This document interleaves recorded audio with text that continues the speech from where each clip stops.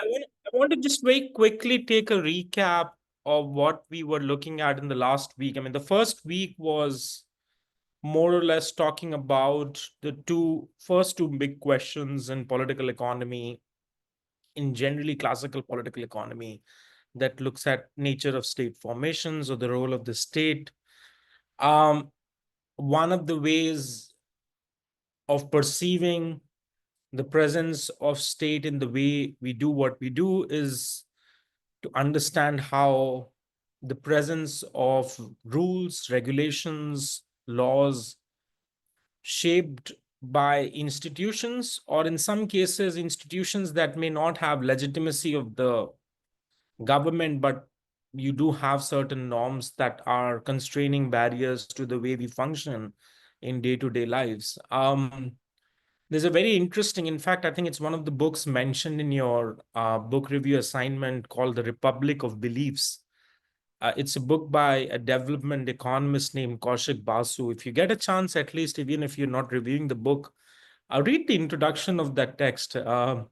One of the very interesting things that made Professor Basu, I happen to know, he's a professor in Cornell, was the chief economist at the World Bank. One of the reasons he wrote that book was a conversation that, in fact, amongst many development scholars, was overriding and present. It's still, I think, somewhere economists find it difficult to sort of measure, quantify, and relate. But there's still now at least a tacit acknowledgement that these things exist. Um, is the fact that people do not necessarily tend to act in response to what they see are, I mean, particularly as in terms of civic behavior and in aligning to the citizenry aspect of their behavioral conduct, to just laws or rules or regulations that are legitimized by states. In many cases, uh, day-to-day conduct is also shaped beyond habits and other things that are internalized by also norms that in some cases are driven by social institutions or beliefs that might be part of one's own conduct. And in the South Asian context, the context in which he had situated initially a lot of his analysis, the reasoning that he holds is often true, that you don't see um, many societies where law or the state apparatus has not entrenched itself that strongly in the psyche of people's behavior. Norms play as important, if not more, a role in people's conducts. In fact, beliefs play a very important role. I mean, to give you an example, you can see how in societies where the social institution of family has a very strong binding effect on a behavior. One big aspect of study in marketing and business schools is to look at how purchasing patterns differ based on who you're shopping with to malls. If you're going and traveling with your parents, you'd end up sort of maybe not picking up certain things, even if there is a desired preference to do so, while shopping patterns with friends versus what you're doing as individuals. I mean, this is very well documented in the business school literature. It's just that there was a less of a thing, a socio-political theoretical frame to look at this in the way people regulate their day-to-day behavior activities. So norms play a very important role, beliefs play a very important role. I mean, to an anthropologist, to a cultural anthropologist, or to a sociologist or social anthropologist, this is the sort of one basic 101 fact. I mean, you'd study this in your perhaps first or second year of how people respond and behave. And uh, one of the very interesting aspects of looking how human societies have evolved and shaped is that laws came much, in fact, whether through contract or state apparatus, much later on in human history. It was initially norms, belief systems that shaped collective and individual behavior. But what I think happens in many cases is that state formation the context in which we were studying this in the last class was to define this based on historical trends or the evolution of state institutions. And the three categories we were looking at there was that of neo-patrimonial state, cohesive capitalist slash socialist state, or in the sense of a unifying ethno-homogeneous community, which has a strong authoritarian state, uh, executively compliant, purpose driven, aligning with national security, economic growth, but being able to get things done. And then fragmented multi-class state, which are more interest compatible with those in power, a more heterogeneous social identity based grouping where the state of polity is consistent or driven by that. Now, these are transient definitions. I've mentioned this before. I want to keep sort of mentioning that again and again. What the meaning of transient definition or concepts mean is that they're not exhaustive. The features of a new patrimonial state may continue to expand based on how patrimonial state conducts themselves. At the same time, you can have a nation state demonstrating behavior of either of these three categories based on some features at different time in history. I mean, it depends on who's ruling, depends on how people are responding to, let's say, waves of populist behavior or what's happening externally or internally within societies. So these categories can help you as a way of lens looking at what to do. Now, just to be able to sort of take the conversation forward, one of the things that I want to sort of do, at least in context of our conversation today, I'll see how much time I have left. I did want to sort of talk a little bit about the economics of growth, but if I'm not able to do that, I think the purpose is at least to look at the third question is on the understanding of state market relationship, because I think that's at the core of any discussion in political economy. Um, Classically and more also, I would say, in a contemporary light, which is, I think, critical. So let's sort of start looking at this question, because it's going to take a little bit of time. So I want to first identify which text is the foundation of much of our analytical framing for our discussion today. And this is a text on talking about Adam Smith's concept on markets, competition, and natural liberty. If you just read the introduction and the conclusion sections of the paper itself, you'll get at least a reasonably good idea of what Adam Smith's concepts were when he was talking about the role of markets and how markets function. I mean, markets, by their very design, do not shape how stakeholders in any socially interactive economy um, uh, are able to allocate resources on their own. I mean, it depends a lot on how the underlying forces governing the dynamics of market design also shape interactions, shape exchange behavior, or just trade of goods and commodities. But there are instinctively a lot of things that market signifies and personifies, which I think is very important to understand. Um, there is, I mean, for those coming from a very deeper reading of Marxist capitalist forms of structures that are present, there is often a tendency to equate the market with sort of some kind of a neoliberal identity of a space which could align resources with is distant or in some ways not regulated for by the state. I mean, that's not really the case. Both the state and the market are quite entwined and embedded in the way either of them function. In fact, there's a very interesting scholar, you might have heard of him. I don't know if somebody can maybe perhaps raise his or her hand.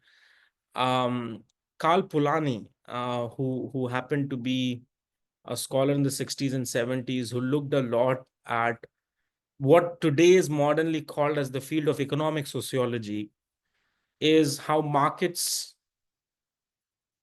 are embedded as a result of how culture shapes these institutional forms.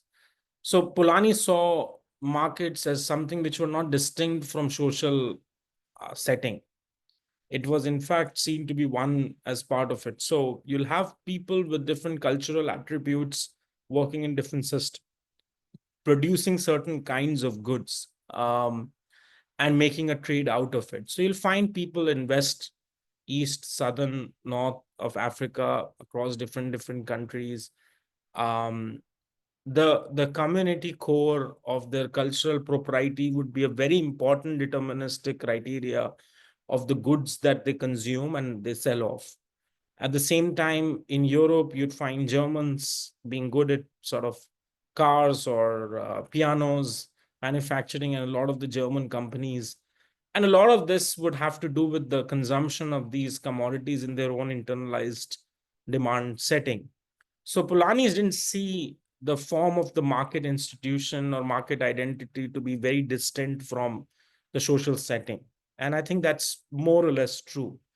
It is also true that markets can create new settings for socially demonstrable behavior. I mean, if you have a product which, by its own very creation, like an Apple phone, which was not there, let's say, in the market uh, 20, 30 years back, the identification of the identity of the phone now is very different from what it used to be because its utility functioning has changed.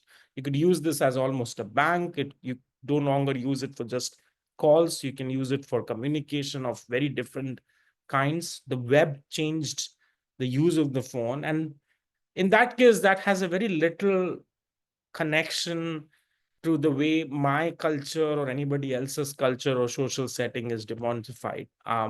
There are aspects of markets that are also very independent of social or cultural setting. So what happens is, in many cases, the relationship of market and state, to many scholars and those specifically studying communities or societies at large, or are aware of the historical space in which societies function, they would not see market and state interaction as to be completely distant from identity, the question of identity, or the role of the social structure, which is the foundation of where market and state also interact.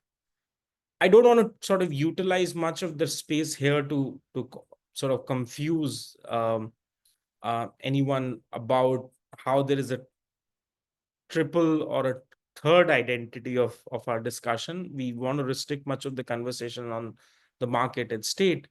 But since this is, I mean, at the departmental level, you're sort of students of international development, I think the inability of seeing things distinct from the question of identity or of a collective institutional setting is sometimes deeply problematic in the way analytical frames are created within, at least I would say, the field of economics. And I think that created a huge crisis within the discipline. In fact, if you read much of Adam Smith or Hume for that matter, or Ricardo or anyone, I mean, just the some sort of initial thinkers of talking about trade and restrictions and mobility of goods and services because of tariffs, state regulations. Their initial work, in fact, before they're talking about social interactions or the economy, was focused a lot on individual behavior. I mean, Smith's first major, and I've mentioned this again as a text in your review assignment, is the theory of moral sentiments. In fact, Adam Smith, spent a majority of his intellectual career writing on the theory of moral sentiments. Inquiry of Wealth of Nations was not his treatise or his life's quote unquote best work. Even he was aware of it. It was his best received work, but the amount of time he spent most was Theory of Moral Sentiments. David Hume, Treatise of Human Nature. And in all of these texts, if you're reading with those classics, the question of identity, individual and the social identity, this is central to their reasoning, in the sense they are trying to understand on how humans behave, interact in certain settings, and what is of most intrinsic and extrinsic value. Is it material goods? Is it something else? Is it the desire to be loved? Is that to be something else? And there is a almost a psychoanalytical inquiry that each of these scholars are engaging with. And as a result, their ability to understand social interactive settings, institutional forms, dynamics of state market regulation, so as to speak, is much more nuanced than perhaps any sophisticated econometric model would be able to prove, because an econometric model will give you a very deterministic causal relative setting, assuming other variables are constant, assuming what is called a ceteris paribus, right? That you are comparing the impact of one variable over another, and that's all you are trying to study. But in much of the classical political economy reading, so as to speak, when any of these scholars are writing, they're very much aware of how human beings are product of the environment around them, social, environmental, cultural, and that is integral to them. So that's a sort of a word of caution, based on sort of not looking at any question from a core analytical point distinct from the setting in which each of these variables or each of these setups work. With that keeping in mind, let me move to define some of the aspects of this particular text which are of interest to the way or how we understand markets. Okay, let me just maybe inquire this from anyone in the class. When you think of the market as a space, what are those 3 or 4 distinct characteristics that come to your mind? And by that, I mean, a physical representation of the market is what you understand as, okay, a farmer's market or a market or a space geographically you'd visit to buy something, sell. But beyond just the exchange of goods and commodities, what does the market actually signify? What does that space offer to individual, to communities, to societies at large? What is that space representative of? Mm-hmm. Yes, Charlie? I think the market offers a sense of power dynamics. There's huge structural dynamics inherent in market, whether that's who's producing the goods or who's making decisions over what goods are deemed to be valuable. So I think the markets are hugely vital for understanding local and national power dynamics. Mm-hmm. Anything else?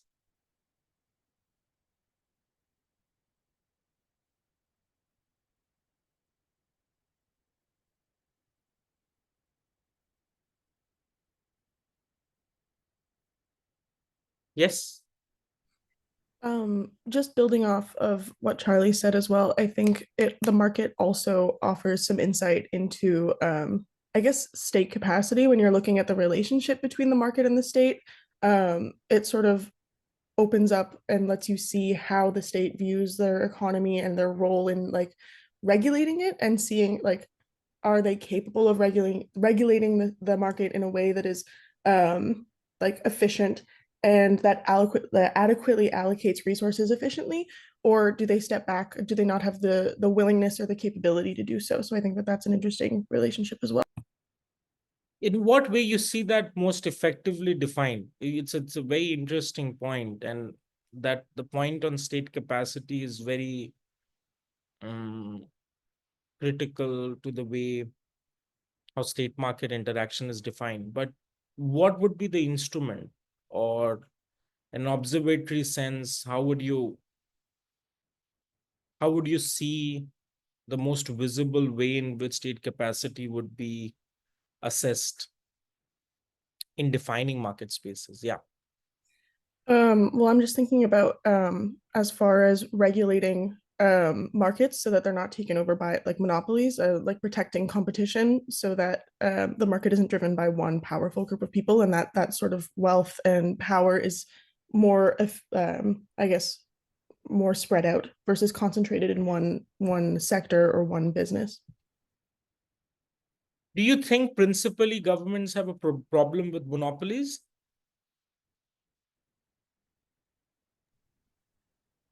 Perhaps. I think that also sort of depends on, their own capacity, their willingness to address monopolies and sort of address those like hoarding of wealth. I think that some governments that are, I don't want to throw around the word corrupt willy-nilly, but I think that, depending on maybe like if they have, corrupt branches of government that are profiting and benefiting from monopolies in some ways, then they're less likely and less willing to address it if they are benefiting from it. So I think that that's something to take into consideration. I don't want to give just a blanket statement.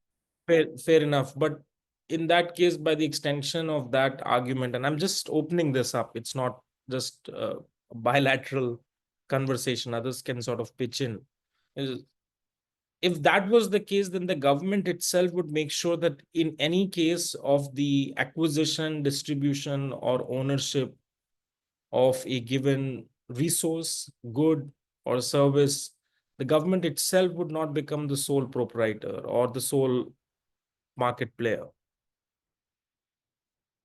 If there is a tacit acknowledgement of discouraging the form or design of monopoly to exist, then in many cases you find by evidence and illustrative reference that the government itself becomes the sole entity in which it is engaging in either the ownership aspect of the purchase or the distribution of a particular good or a service, or may encourage the presence of in case of not just a monopoly or an individual seller, but a group of defined sellers, which in some cases by design is an oligopoly, few sellers.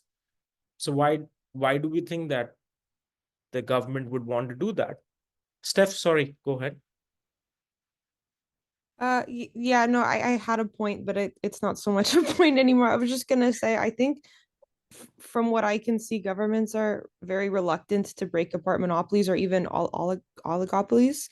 I think maybe it might have something to do with the fact that it seems like governments are almost like not held hostage, but they're very reluctant because then it's kind of like through either lobbying or maybe the threat of like, well, if you do break us apart, we'll just leave, like we'll offshore our our production or we'll just headquarter somewhere else. And then that impacts the GDP. And so like if you look at Canada, right, we have like 3 cell phone companies and 2 big grocery stores that basically run the entirety of the Canadian. That's an overgeneralization, but I think we have a big problem even here with oligopolies. Yeah. I mean, I think fair enough. Anyone else or anything else on this? Because if the governments are fighting in principle to many as those trying to discourage the formation or create policy interventions to disrupt monopolistic design of market formation, the entities participating in that market pretty much argue that, oh, well, what applies to us doesn't apply to you. Or in the case of, in many cases, the government itself becomes one of the main distributors. I know of provincial boards that are, I think in the Canadian context for liquor sale, are primarily the main distributive entity, purchase entity as well. So you have what is it called? LCBO, right, in the Ontario province and others. So, and I've seen this for like now a good 8-9 years whenever I sort of come in at any point in the server. And I've been trying to interestingly study the market formation, because markets are very, as you would see, they evolve very quickly. The design of a market may be very structurally inbuilt, but they evolve, adapt very quickly. I mean, the new technology would shape this. The way groceries used to be sold, I don't know, 30 years back to what it is done now. I mean, in the Canadian context or in a day-to-day setting, I don't find that different. But if I were to talk about India, I mean, I can use my phone now at perhaps 11:30 p.m. in the night in an urban city and order grocery and get it delivered at home in the next 5 to 6 minutes. And it's sort of half the price. And for delivery, I'm not paying anything more than 20 to 30 cents at PAX. The reason is because technology through app-based structures have allowed for that to happen. Maybe you can do the exact same thing but the economies of scale are not that at that point. So, I mean, that's an interesting starter, right, to what McKinsey and Steph was saying, that sometimes governments may create policy structures that discourage monopolistic behavior, but may by their own structural design of their own actions may not demonstrate that. And that's been part of a big conflict between market institutions and state institutions. I'll talk a little bit about this term market institutions today, for the simple reason that it's part of a conceptual framework of a reading that we'll all be looking at. But markets have a way in which they create and evolve and function, but there are underlying conditions in which the evolution of markets can happen in a continuum.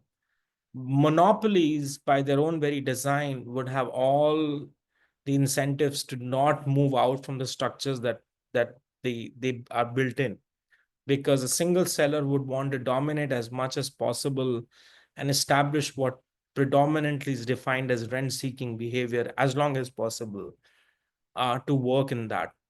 And the real question here is, and the real effect of what you want to understand is, for any factor of production, whether it is land, labor, capital, technology, entrepreneurship, is there an effect of the state either encouraging, catalyzing, or enabling rent-seeking behavior? And if there is any evidence of rent-seeking behavior being encouraged by the presence or the absence of law or policy design, you would find in evidence that monopolies or oligopolies would be encouraged. Anyone who understands what the word rent-seeking means, just for those, I mean, others who might not be able to follow it, the word rent-seeking, what does it mean to you?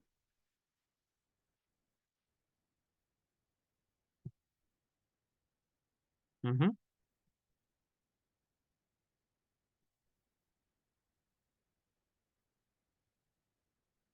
Anyone? Yeah. The way that I sort of understood it from taking Paul's class, I think almost a year ago, so maybe I'm a little rusty, but was activities that refer to like companies getting wealth without actually contributing directly to the economy in any meaningful way. So it's sort of, they contribute activity without actually being productive, I guess. Contributing to activity without being productive. Okay. Mm-hmm. Mm-hmm. Anything else?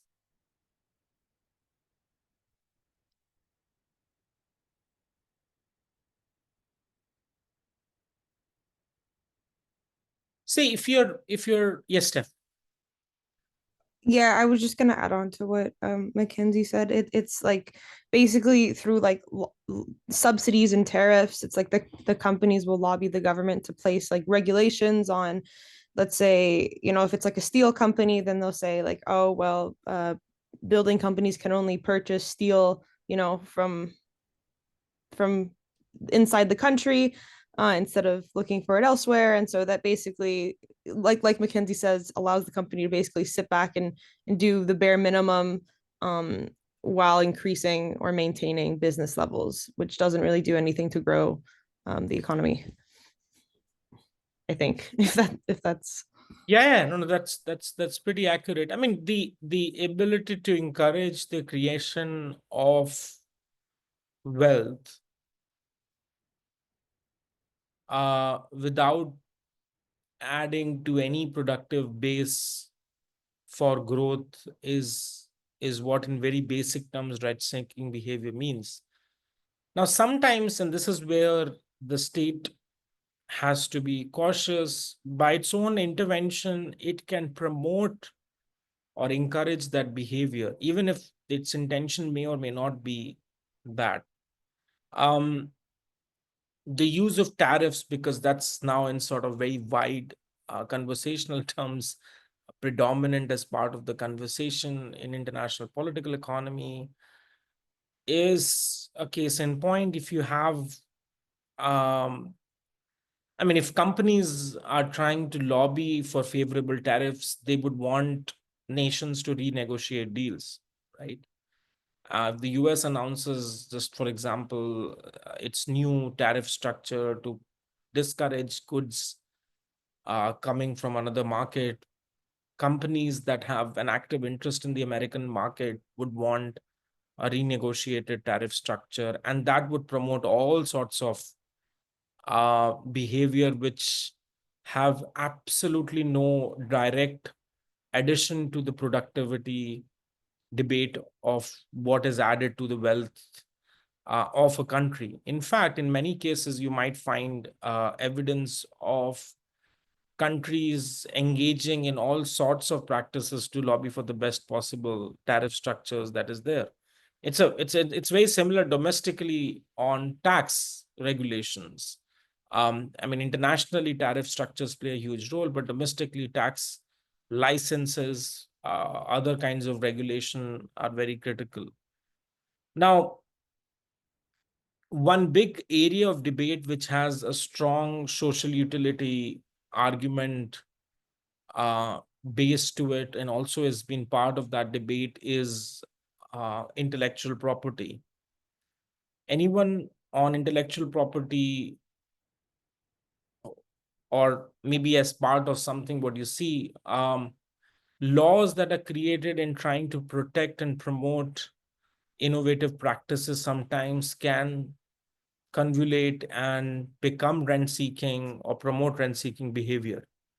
If I had to just say this and say, full stop, argue, what would be your response? That intellectual property laws, by their own very design or form, may sometimes encourage rent-seeking behavior, even though principally the presence of intellectual property laws is to promote, encourage, and not discourage innovative practices or innovation in a society, encouraging more and more firms to be more innovative. But sometimes that may not be the case. Any reflections?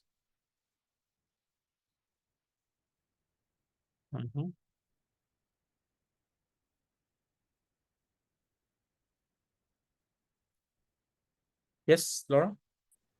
Yeah, I'm thinking about intellectual property on like medical equipment or like prescriptions, that kind of stuff. I'm specifically thinking of like, I forget what the term is, but the treatment for AIDS and how like it had intellectual property around it. So for countries that were really suffering, like in sub-Saharan Africa and stuff like that, they couldn't afford the medications because they couldn't afford to pay, like, they couldn't afford to buy it from the main like company or whatever who had manufactured it, and they couldn't make like a knockoff or anything because of intellectual property laws. So like disease was, raging across all these countries because they couldn't afford the medication. And so I feel like that's a great, example of kind of rent-seeking behavior.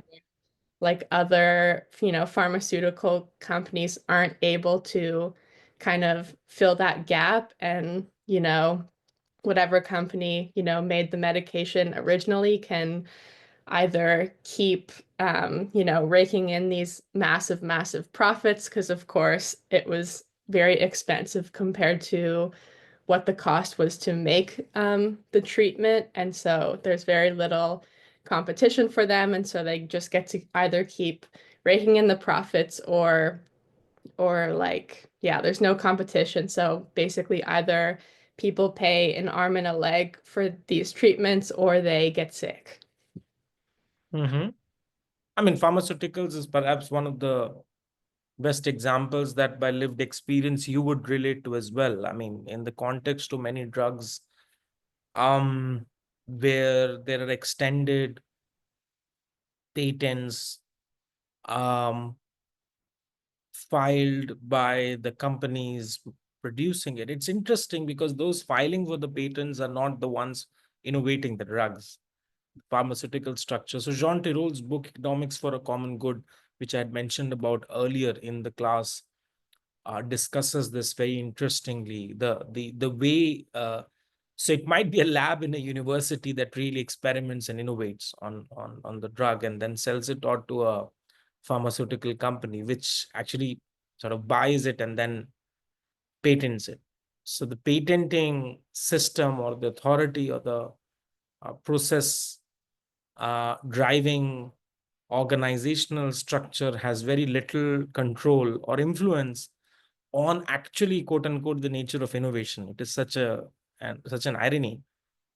And once it secures the patent, it has absolute, in a certain sense, it can demonstrate monopolistic behavior in the way the production, distribution, or accessibility of that particular innovation is shaped.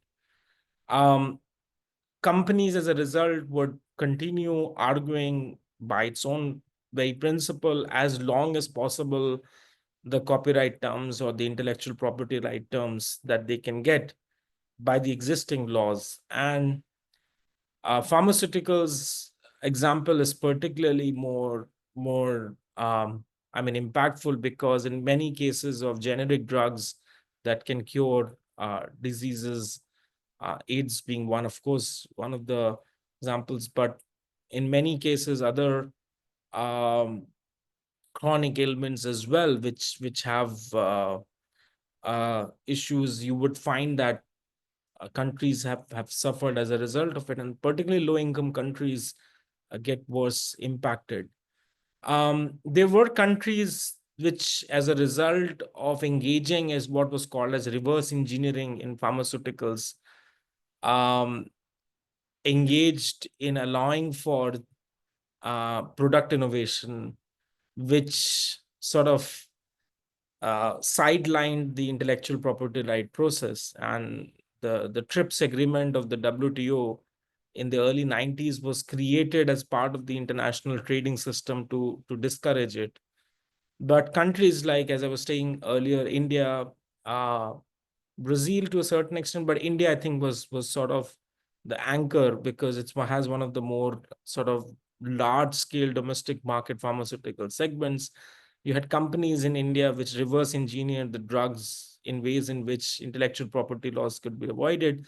And they made the same drugs accessible at perhaps 100th and 150th the price in the international market. So that became a big wedging point. If you write the social utility argument of intellectual property right debate in pharmaceuticals, and if you just write India, you'll find a ton of literature which will help you explain through examples on how Cipla, CIPLA, companies like Cipla, Lupin, LUPIN, in India reverse engineered much of those drugs, and that was the case that was established. So it was very integral to the way in which how much of the pharmaceutical industry as part of the global south was encouraged. So that's one interesting case. You have many other examples, of course, the music industry, for those who might be aware. And this is, the case of IPR is central to the way state market relationships are understood in many sectors, particularly transnationally. You'll find that there's a huge impact. Okay, let me sort of move on. Okay, so in the very basic structure to Adam Smith's reasoning, what markets do is that they tend to represent as a natural form of organizing economic affairs, reflecting the natural faculties of a man or woman to truck, barter, and exchange. These are instinctive aspects of how societies tend to recognize and realize market structures and markets in more general terms. What you would find, and point number 2 is where I sort of ask you to read and reflect and tell me what you think about it. And I'll just read it once so that you try to reason what Smith means when he says this. A person's well-being depends on the proper exertion of his or her trucking disposition. Trucking here would mean mobility, the ability or the freedom to move from point A to point B, something very instinctive to us. We can't be sort of locked down inside a room for too long. We want to sort of step out, move, and that's very natural to human disposition. And thus on the functioning of markets, because they lead to an ever deeper division of labor, increase labor productivity, and raise income per capita. Adam Smith's measure of a wealth of a nation. So these three aspects that Smith talks about, which is how markets can ensure greater division of labor, productivity of the workforce, and raise income per capita.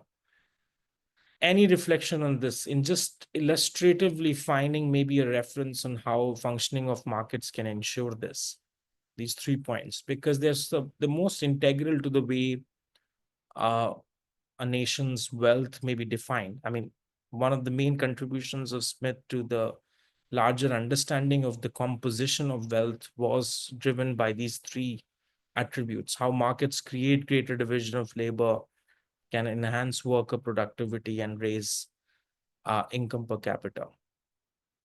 Anything?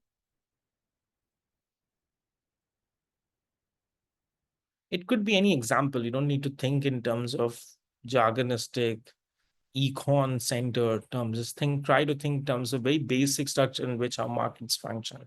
Any market you'd understand, textile to dairy to anything, could be things that you just see everything around you and try to reason whether this stands true or not.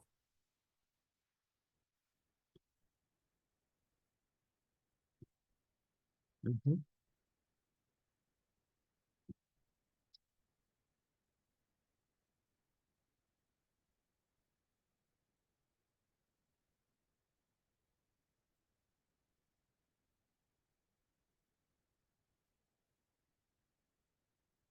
Yeah, Asya? So this could be completely out in left field, but I'll try. So I was thinking about when people, especially in rural communities, migrate to urban centers to work. Thereby increasing,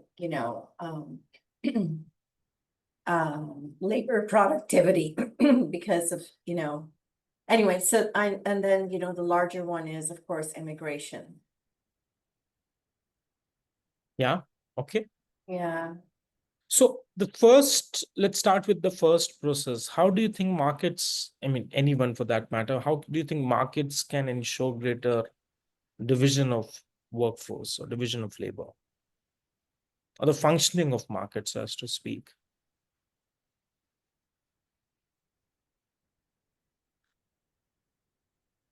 Division of labor would mean that people have the ability, what they find reason to value, to focus their skill sets towards that. And how can markets ensure by their own very design and functioning that to happen? I mean, for a moment, just leave aside the structures of market, monopolies, oligopoly, or anything. Just leave that aside. Just try to simplify this from looking at how, when markets function, it can allow people what they find reason to value to do exactly that. In fact, we've discussed this before. I'm just trying to sort of take you back a little bit. I mean, in fact, the very first class, we were trying to discuss examples of the composition of music genres, and somewhere talk about a little bit in context to the orchestra, the jazz, where people finding reason to value certain things are able to do precisely that. In some cases, you may have a conductor. In some cases, you may have just, an instrument and do whatever you want. But how can markets in any settings, by their own functioning, enable that? Yes? I may be totally off base here, but I think that as far as like the division of labor goes, a lot of people argue about like the way that the market exists exchanging and competition and all of that stuff sort of achieves labor distribution just by being a market. That competition or that willingness to trade sort of makes people specialize in certain areas. I'll give this much of my time and this much of my energy into specializing in this area, knowing that down the line I'll be getting X amount back, or I should get X amount back from my education, from my specialization. And that sort of, I guess, give and take, opportunity cost benefit leads people to specialize in certain areas, leads people to go, like some people to specialize elsewhere. And that sort of distributes labor that way through, I guess, just the market facilitating that trading of time and resources and that whatnot. No, so again, see, it's an excellent answer to an academic question, because how you're weighing cost benefit in terms of trading time and energy to be able to decide what you want to do. But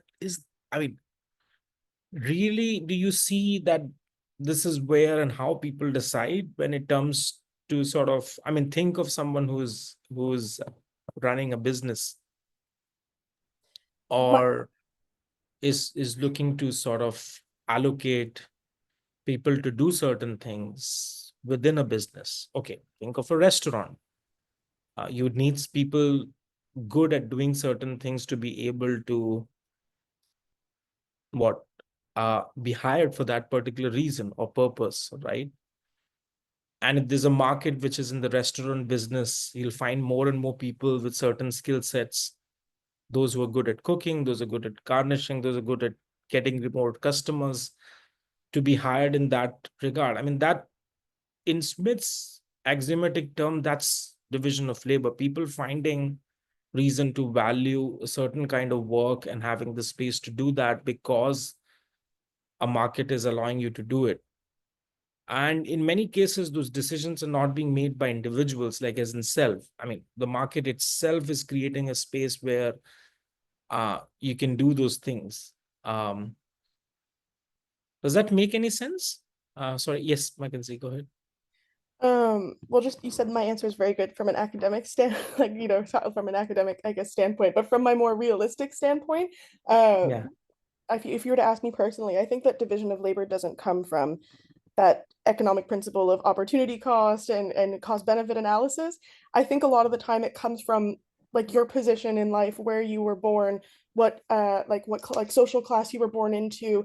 All of those things add together, right? Because somebody who was born into a low income family in like an agricultural sector, who is expected to take on that role from their father down the line, like those all weigh into that I guess cost benefit opportunity cost analysis. Their choices are far more restricted than what this economic principles would say, right? They don't a lot of the time have opportunities to go pursue secondary post-secondary education, don't have the chance to go get their masters. Somebody born in Ottawa to government federal employees has a very different position in terms of their privilege than somebody born to agricultural workers in Central America. Absolutely. Spot on. Anything else? Anybody else wants to add something by looking at a particular context to a market or a certain kind of market space or industry where you would see evidence of something like this happening? Division of labor, people with different skill sets engaged in doing different things that can help.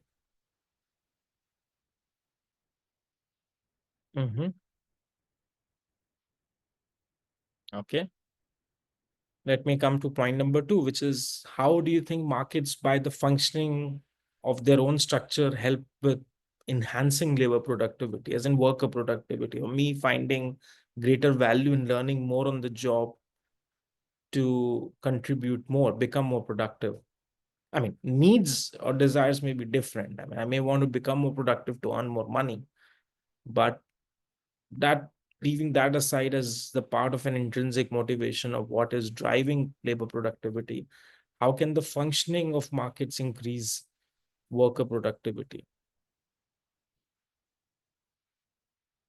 Because this is, right now, in the way much of the world is positioned, I think the more we go back to the classical context, the way it helps us understand the current and contemporary challenges is very essential. I'll give you an example. If I had to ask you, which factor of production according to Smith, is the most important in identifying or assessing the measure of a wealth of nation, what would be the answer to you?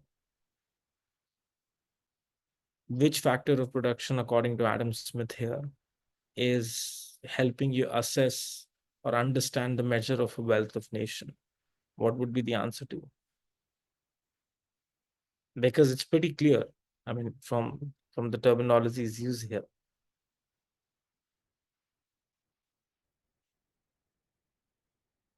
Mhm.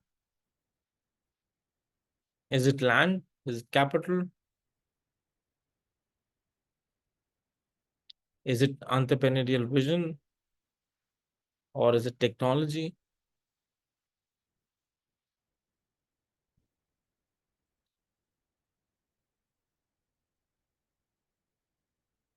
Peter? I mean, I think it's probably labor. It's labor. Yeah, I mean, it's pretty clear, right? Like, he's talking about division of labor, he's talking about labor productivity. And if those two things are happening, events of people finding what the reason to value, that's where they're working. And they're doing more and more on the job to learn more, to do better. I'm someone who's a mechanic, and I'm trying to learn more on the job, to learn more about cars and become more efficient and become more productive. It will increase my income, right? Over time, yes or no? I mean, if I become more productive, if I'm doing things that as matter of fact, because of market forces, I'm able to sort of engage in it, so my income would increase. And that, according to Smith, is the measure of a wealth of nation.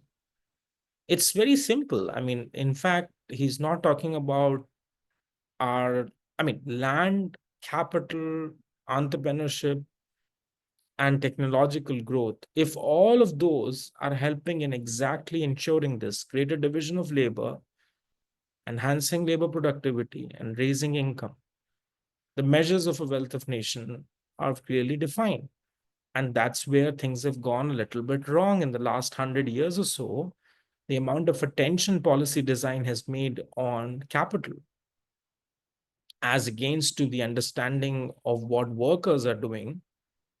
And much of what you're studying in the inequality debate in the world is the distinct connection between capital and labor, right? If you would promote capital intensive manufacturing at the cost of labor intensive manufacturing, it will have ramifications for people to be able to do what they want to do.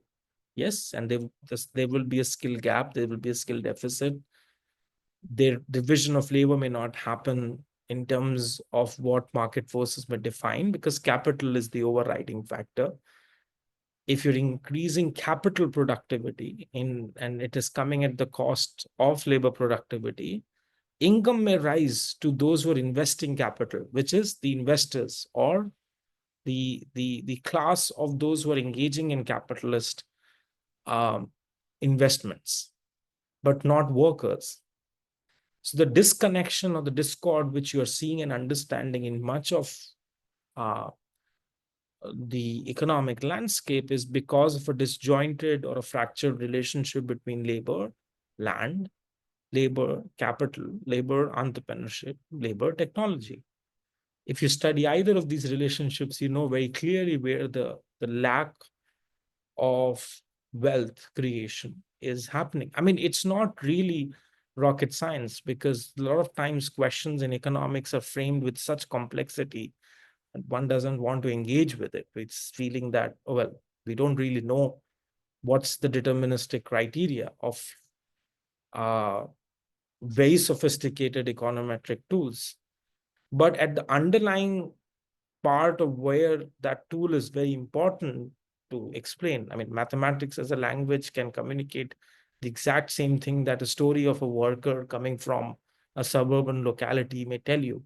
I migrated to the city, I'm not able to find a job, I can work as a construction worker, but my productivity, despite me working 18 hours a day, is not helping me get the kind of income that the same kind of work is treating to a Japanese worker, to a Canadian worker, to an American worker. And if you were to compare those 4 workers and understand how markets function, labor markets function, you will have your answer. Underlying answer would be very clear to you.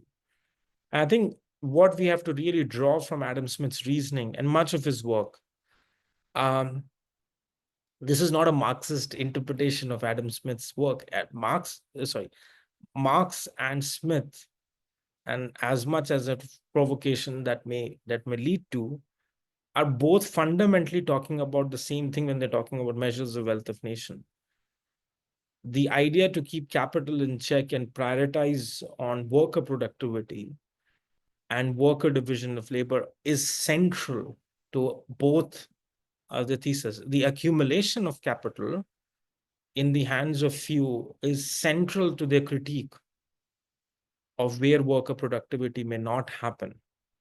So, what are the forces? I mean, the question you have to really ask then is that if we know that division of labor or labor productivity by their own constituent element of happening will increase income and allow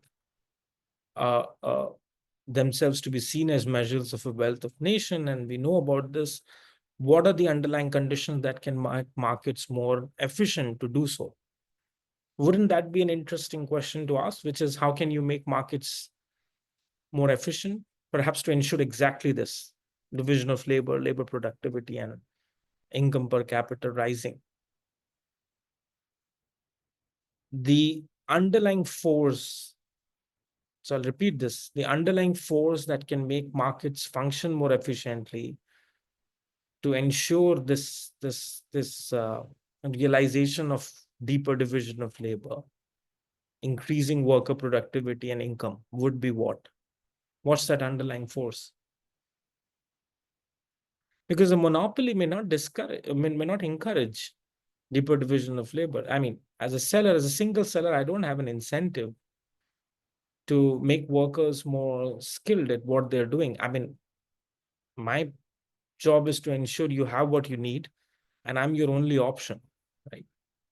In many cases, a single seller will dominate the market. The consumer doesn't have a choice. You will have to buy the same product, no matter the quality. And I will give whatever wage I need to give to the worker. The worker may or may not have the incentive to work harder. So it's his or her productivity may not be on the rise. And incomes will be stagnated to what the monopoly would provide for. So what is the underlying condition which would make markets function more efficiently to ensure precisely this? Just perhaps one word.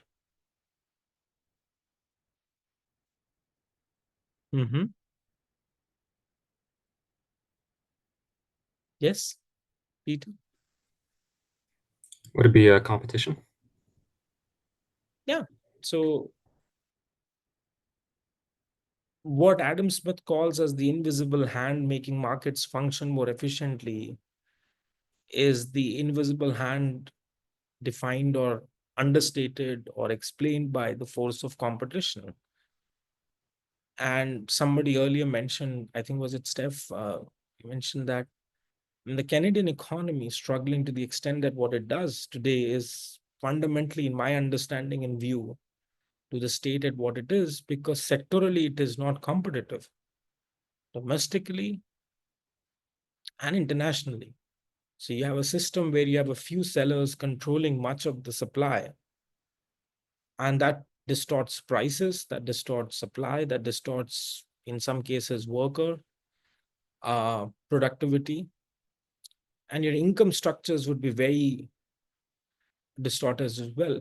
In fact, and I was saying this to someone yesterday, and it was a conversation that the last decade of me traveling to Canada, I've not seen people in the decade become more and more expansive with their consumer lifestyle or choice. In fact, I see people trying to find more ways to save more.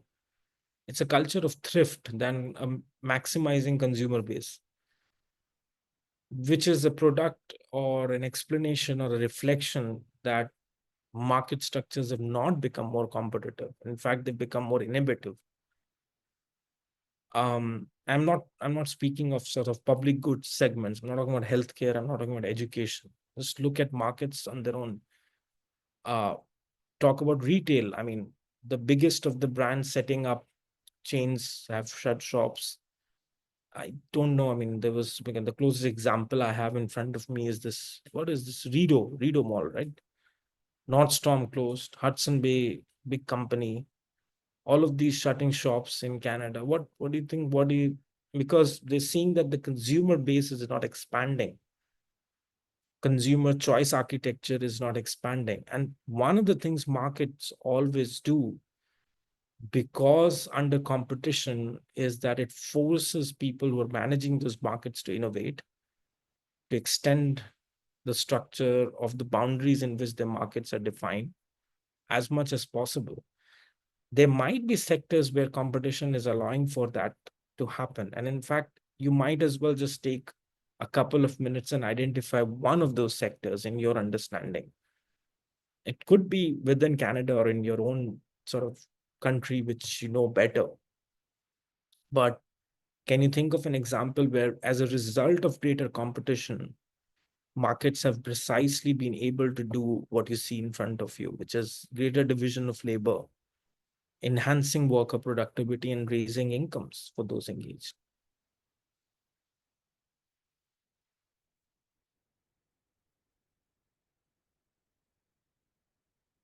Take a couple of minutes. Maybe I'm going to sort of ask everyone to think of at least one sector. You can use the chat box. I don't want to speak up.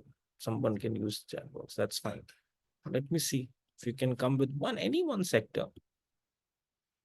And of course, try not repeating what somebody else has already said.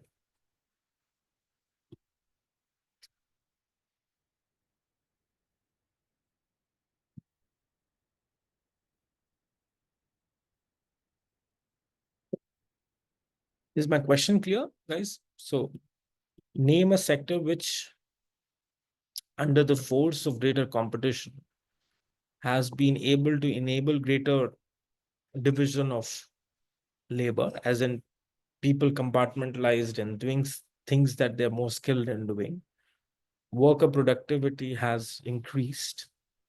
More and more people have been able to join and gain more in income. So it's doing really well because of the fact that there's greater competition. The more and more players. Of course, the one great immediate impact of greater competition is prices come down of what is being sold. If you have a juice company and you have more juice companies, the average price of an orange juice is likely to go down. I think it's a very clear testament of how competition creates markets. But any one sector that you can think of.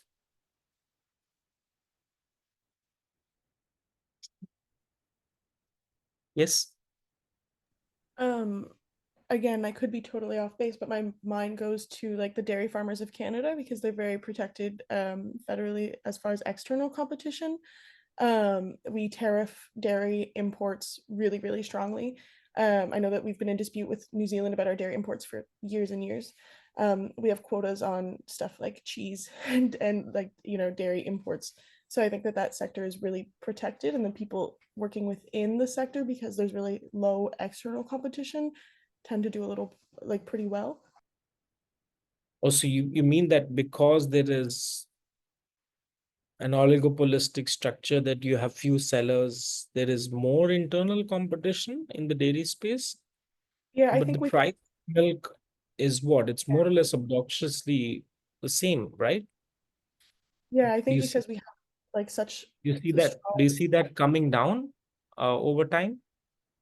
A Mm, cartel would ensure that the price structure is always at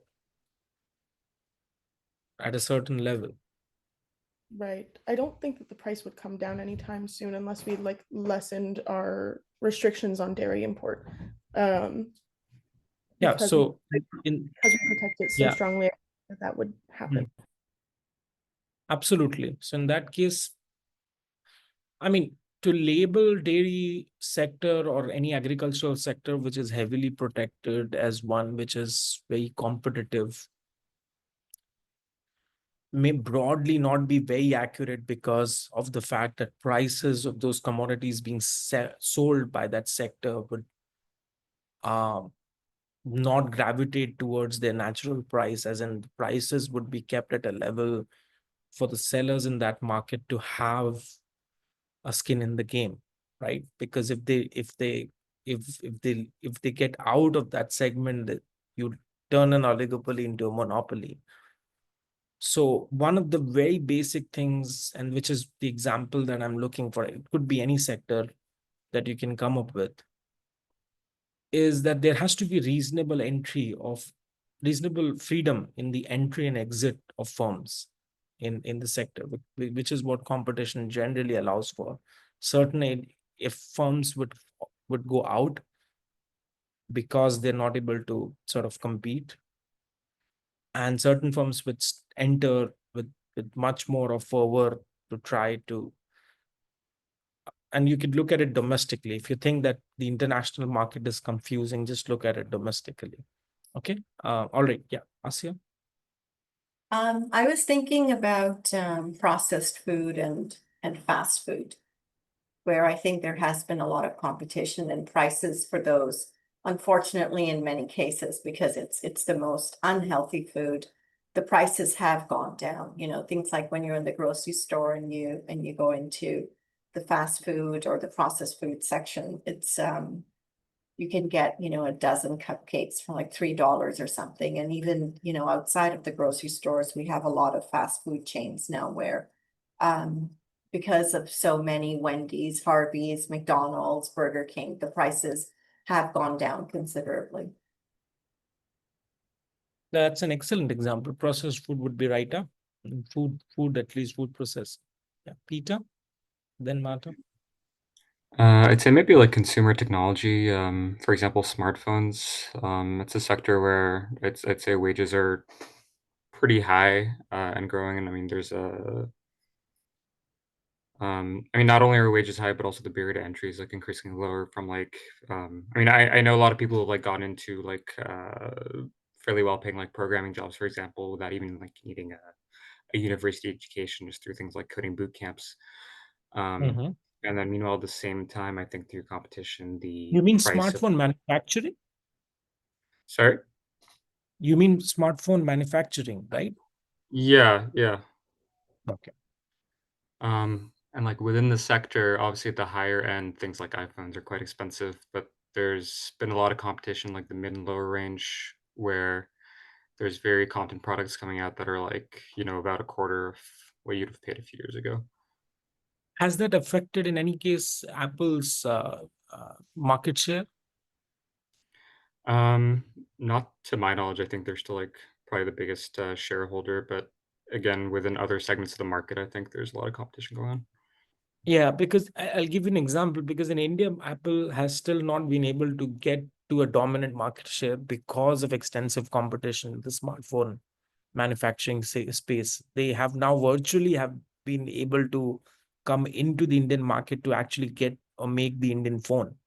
They have to do it because it's just not for them. It's not at all competitive, even though there is a huge elite consumer base, which is sort of a Apple phone um, buyer.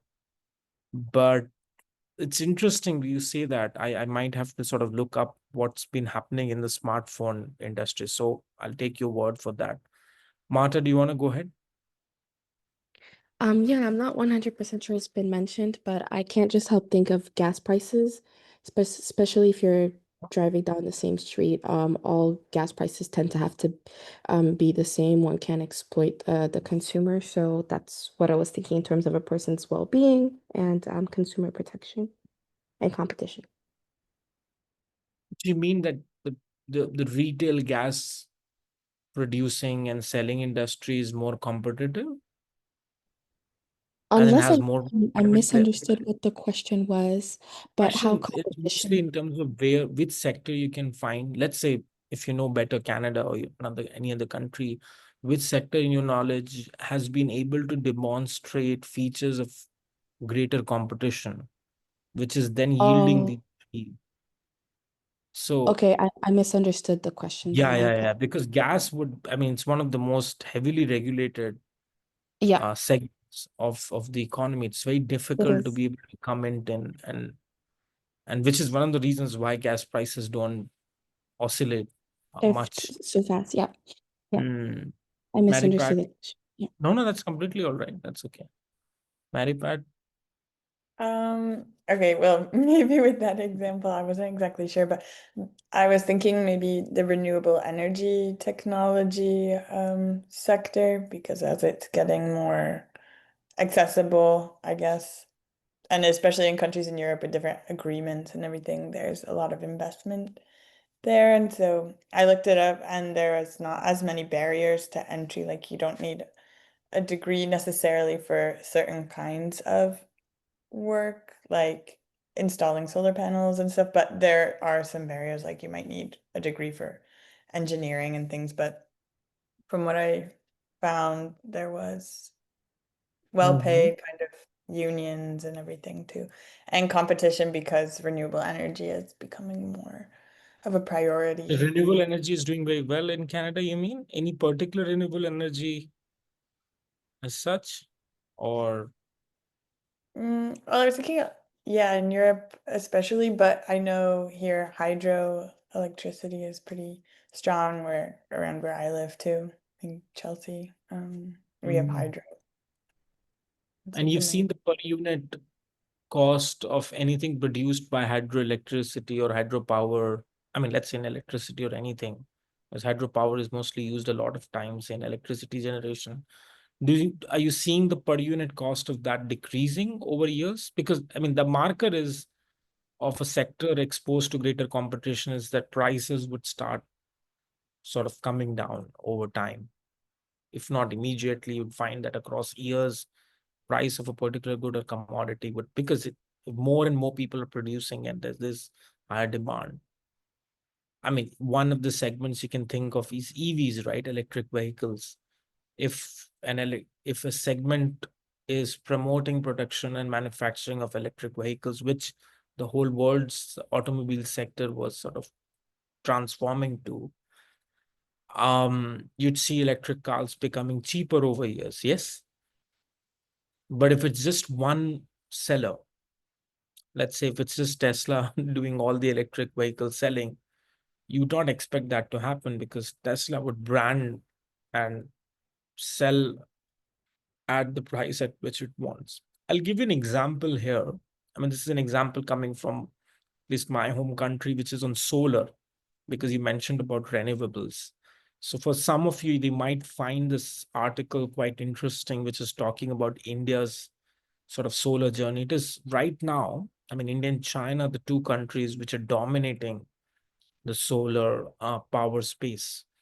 I know of villages which do not have access to state regulated power in electricity terms, but they have used solar battery operated um, inverters to get household electricity. And the per unit cost is much more affordable than even getting state electricity in some cases. So it's an interesting sector because 15 years back there was nothing on solar in India, and you have now a huge battery operated space because there were some companies which went into solar cell manufacturing, the cells that can move in. So that's one space. Okay, let me just sort of move on and not take too much of time in discussing this, which is, so if you look at competition, there are two aspects in which when you study competition and its effect on markets that it activates in terms of forces. So all were good examples. The examples you mentioned, smartphones, renewable energy, each of these, and you have to observe. But one of the useful criterias of observation with respect to how competition activates or makes market function more efficiently. And by efficiency here, we're not talking about just cost, benefit analysis of efficiency. We're talking about efficiency in context where labor productivity increases, income per capita rises, more and more people are able to identify the skill sets in which they find jobs to work in, and it's enabling those to be categorized as measures of wealth of nation, right? Something which we discussed in the last slide. So if competition is making sectors, firms, or businesses do that, it's something which would make markets to be more efficient. And there are two of those forces which physiologically would be defined in that spectrum. The one effect of that is in terms of the direct effect. And for those who are not aware of these terms, centripetal or centrifugal, I mean, if you go back to sort of very initial physics, and when you work out in the gym, and let's say you're putting a machine towards the central point to where the force is being exerted, centripetal effect is one where from where you're exerting the force, the object is moving to the center of that particular space. And at the same time, there's some friction being released while you are exerting that force, and that's centrifugal. So both of those energies are being released at the same time. One where you're trying to hold something close to you while there is some friction being released. So there's a tendency amongst economists to sort of often use terms from physics. But the very basic terminology here is to understand that competition makes prices, any market prices, gravitate towards natural prices. And natural prices simply mean that prices are falling. Till what point they would follow, but you definitely know that they're falling from what they were before. So you might, to give you an example, let's say you have two banana sellers in, I don't know, a farmer's market, which you go to, and one of the banana sellers prices, I don't know, the price of banana each pound as $1. You have the next week or the next weekend, another banana seller joining them and prices the same pound to, let's say, 80 cents, right? And another person joins in the market and prices the bananas 60 cents. Now, so you have three almost sellers, right? $1, 80, and 60. Now, unless there is a huge qualitative difference, and if they're selling, assuming the same quality of bananas, you would find that the one selling for $1 would automatically adjust the price down, because otherwise he'll lose or she'll lose her customers. I mean, this is basic understanding of how markets function when they're exposed to competition. So one key element, whichever sector you monitor and you try to understand, is whether, if you're trying to assess where there is competition, is whether the prices of that commodity or good has come down, adjusted for inflation, of course, over the years. And if that's happened, you know that undercurrent, maybe you don't know that the competition is not visible to you. You know that it's happening at behind the scenes. But if prices of something adjusted for inflation are going down, you know there's competition in play. Whether that competition is domestic or external, that's for another context to discuss, but you do know there is competitive behavior. Second is the disruption you would see in the production chain. That these changes are natural, because for adjusting to price, you will have to make certain managerial changes. You'll have to make certain changes in which you produce a product. So maybe imagine the scenario that in smartphones, for example, because you have an Apple, you have a Samsung, you're trying to cater to the supply of low middle income consumers who cannot afford an expensive Apple phone and an expensive, let's say, or not so expensive, but still an expensive Samsung phone. So there's a case for a new market entrant to come in and manufacture something which is, let's say, the price lesser.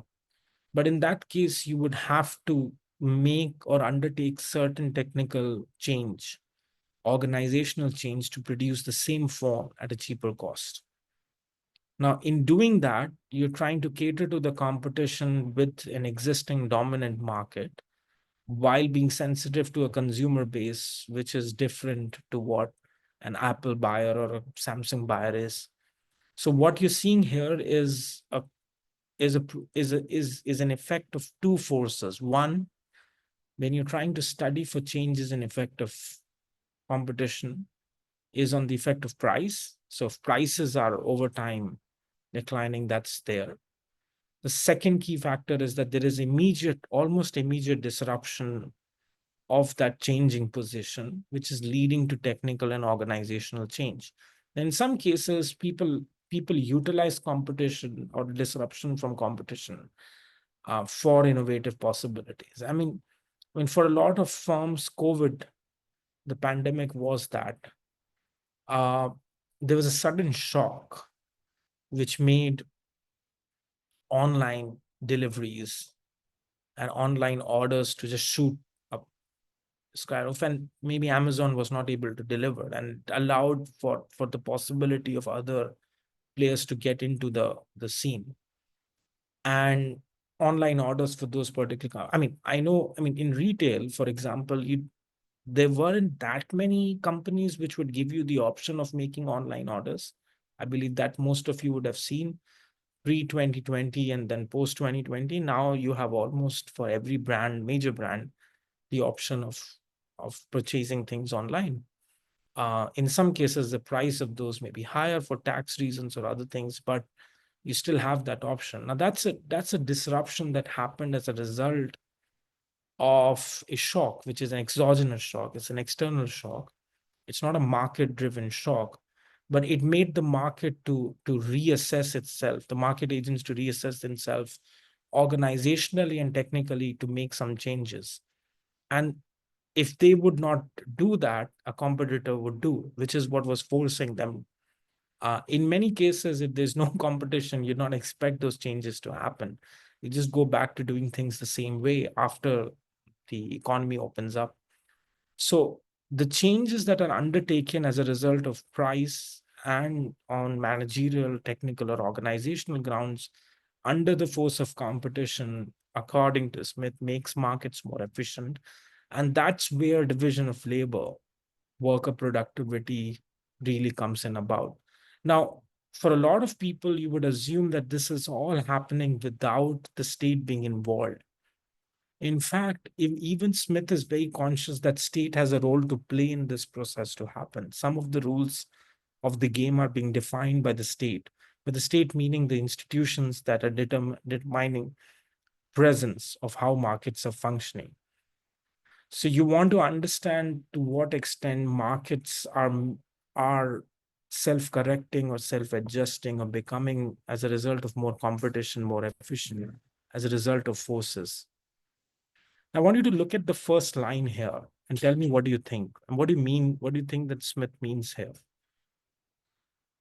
This is basically what you see here. Competition in markets as Smith was conceived. If you just read that and tell me what would you understand by that?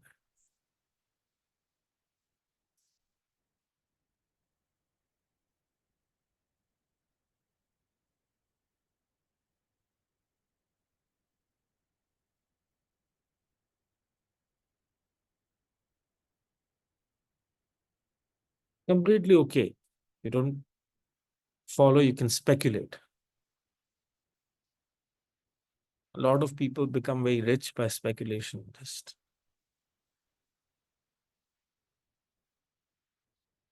anything?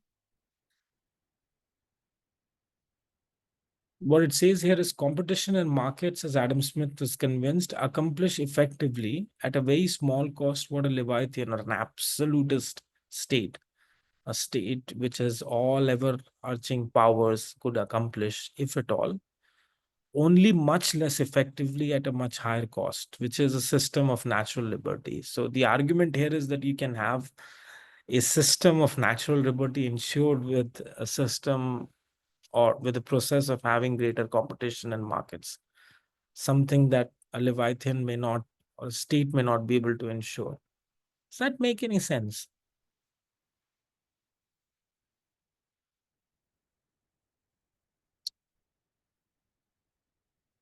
I mean, there's a presumption here that you'd know and mean what you understand by the word Leviathan. If you don't know, just maybe Google it. That's fine. Leviathan would be an absolute state with absolute power. Hobbes used to talk a lot about Leviathan. But what does Smith actually mean here? Is there a reference point? Anyone?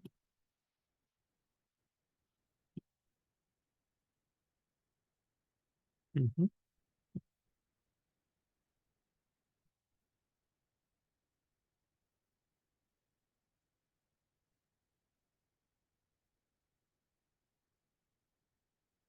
How can competition in markets make anyone pursue a system of natural liberty, but do so in a manner which the state cannot ensure at the same cost? Yeah. Charlie, go ahead. I mean, I think there's an argument for you could ultimately reach this, a Leviathan or sort of an overarching state could reach the same outcomes as that could be achieved by competition markets, but it's going to ultimately be bogged down with issues of, policy and bureaucracy and ingenuity. Whereas with the world of competition and markets, there's space for people to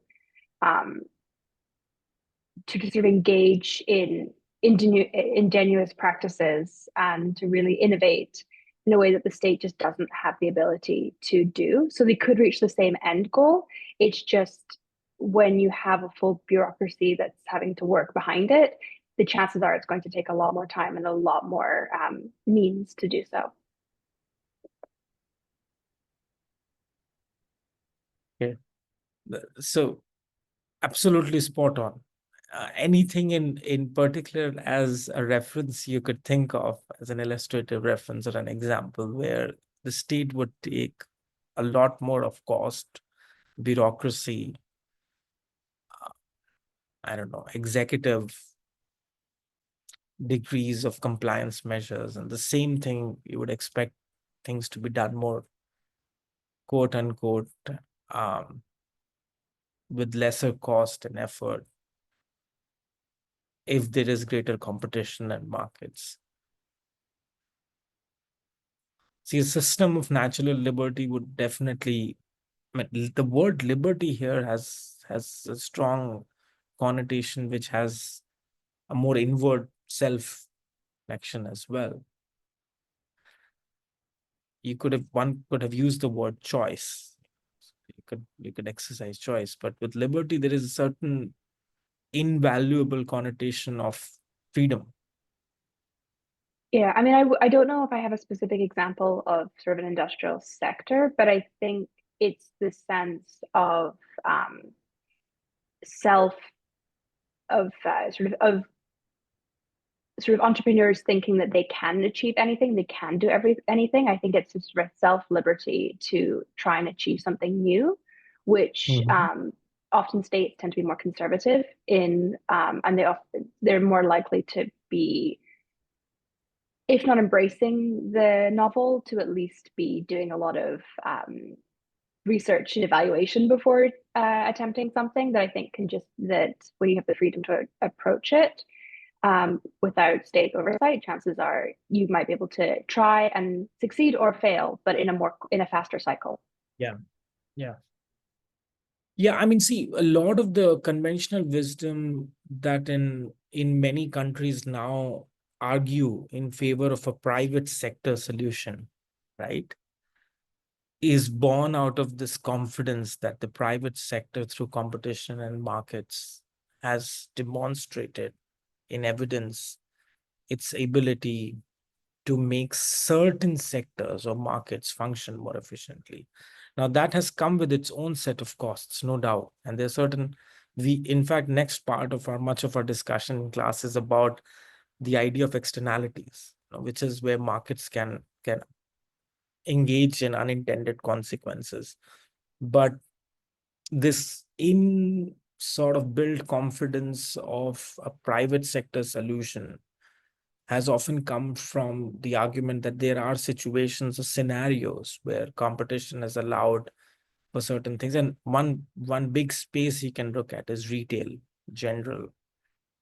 I mean, commercial retail nowadays, the way we understand it, is all entirely private sector spaced out. You don't have the presence of the government as the way you are engaging in buying what you would consider even essentials, because you know that with competition, the prices of those things have come down and more people are producing it. There's more incomes involved.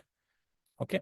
So let me just sort of come out of the conceptual sort of prism a little bit. I mean, there's something which is very interesting. These are just additional slides. So that's completely okay. What I want to sort of do is take you to a particular text, which I think may have a lot more of reflection of country-based examples and scenarios where government intervention have distorted structures of market and sort of misaligned resource allocation, and vice versa. Due to lack of government regulation or policy intervention, the same could have happened. The terms that are used often are market failure and government failure. It's not a test where the market fails or government fails. It's just that there are certain interventions that don't go as planned. And to be able to understand which interventions work and don't work, there's no formula. It's just basically what examples you can learn from policy regimes. So it's a very interesting reading. In fact, I'm just sort of going to put this in a shared frame. And before you sort of start reading through that text in a particular section, what would be interesting to do is maybe just know what aspect of the text you have to read.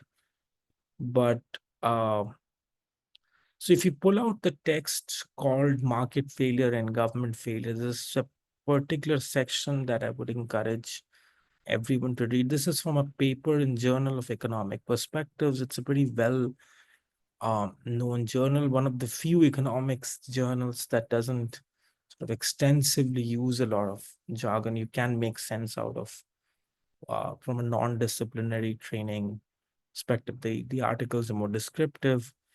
You would see this page 2029 if you were to, once you have it in front of you, you could just raise your hands for just so that I know others have access as well. Great.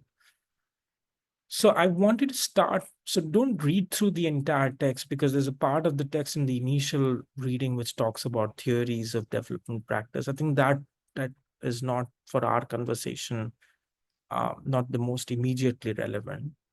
You could look at from page 29, the discussion, which, as you see in your screen, talks about policy regimes. You start from here and you sort of go through the text from here on till the end.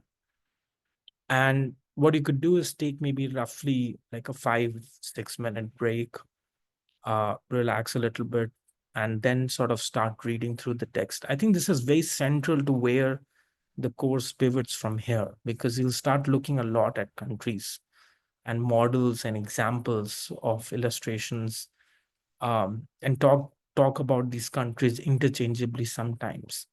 So you need to start by looking at from page 29 of the reading and towards the end. And I'll sort of reserve around 30-35 minutes. If the things that you're not able to follow or understand, I think highlight that, but just make a few notes based on what you understand, particularly in context to what we have been discussing in the first part of the class. Okay, so maybe take a 5-6 minute sort of break and then start reading it.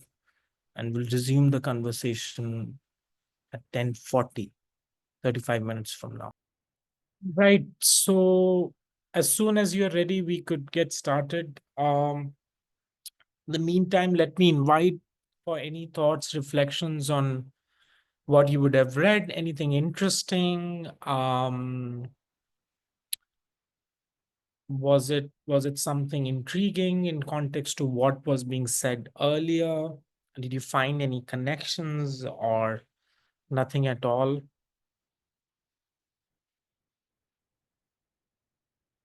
Mm-hmm. We could start by, let me just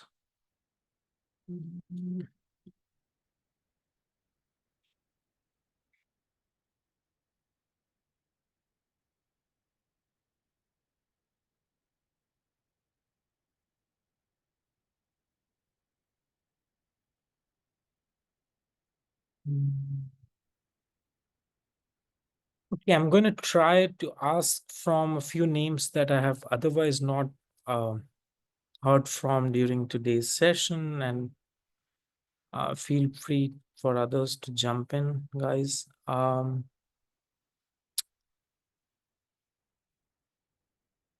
Luis, if you're here, any thoughts? Lauren,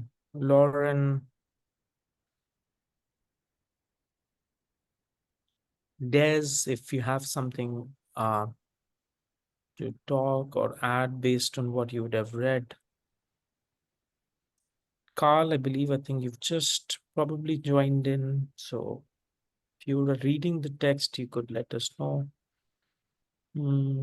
Yeah, so some of you, please, if you could just.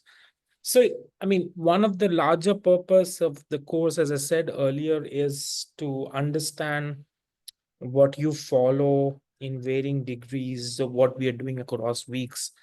It would happen in inevitably that in certain classes and sessions, there would be things we are discussing that are not following directly in the zone of interest or area of work that you're all engaged in. I mean, from a disciplinary standpoint or of interest. But it's always good still to know based on what you follow, what you understand. So it's always good to hear from you. All right. Yeah. So go ahead. Anyone with no particular order? Yes. Yes. Oh, hi. Go ahead. Hi. Oh, one thing that struck me about this particular reading is the part where the author mentions or compares South Korea to the Philippines, where I came from. And yeah, I was also surprised, or I'm also wondering why during that time, 1960s, where both had authoritarian or the dictator leaders, yet the level of economic growth are definitely different for those two countries. And I agree with what the author said, that in terms of the dominant groups or social groups at that time, the interests of those dominant groups would greatly affect how the growth of the economy would happen. For example, since South Korea's focus at that time was economic growth,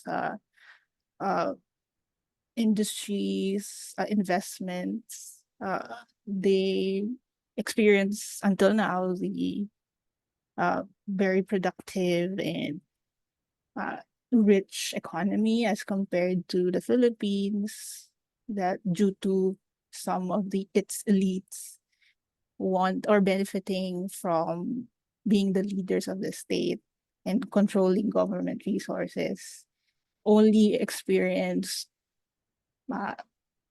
they're the only ones who experience more or become richer, and yet the state or the people are poorer. So yeah, that's one of the things that struck me from That's great. Yeah, reading. excellent. Excellent. No, this is very helpful. And yes, anyone else who wanted to jump in based on what you would have followed, understood with the text? Yeah.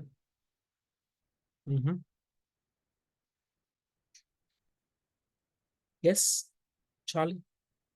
So I think one of the things that I found really interesting was this question of, to what extent were the governments able to maintain control over the population, and to what extent did they have to make allowances in order to sort of keep a cohesive government structure? So I'm thinking of when you talked about India, there were a lot more sort of restrictions on what the government could impose in order to keep its sort of primary beneficiaries happy and willing to go along with projects.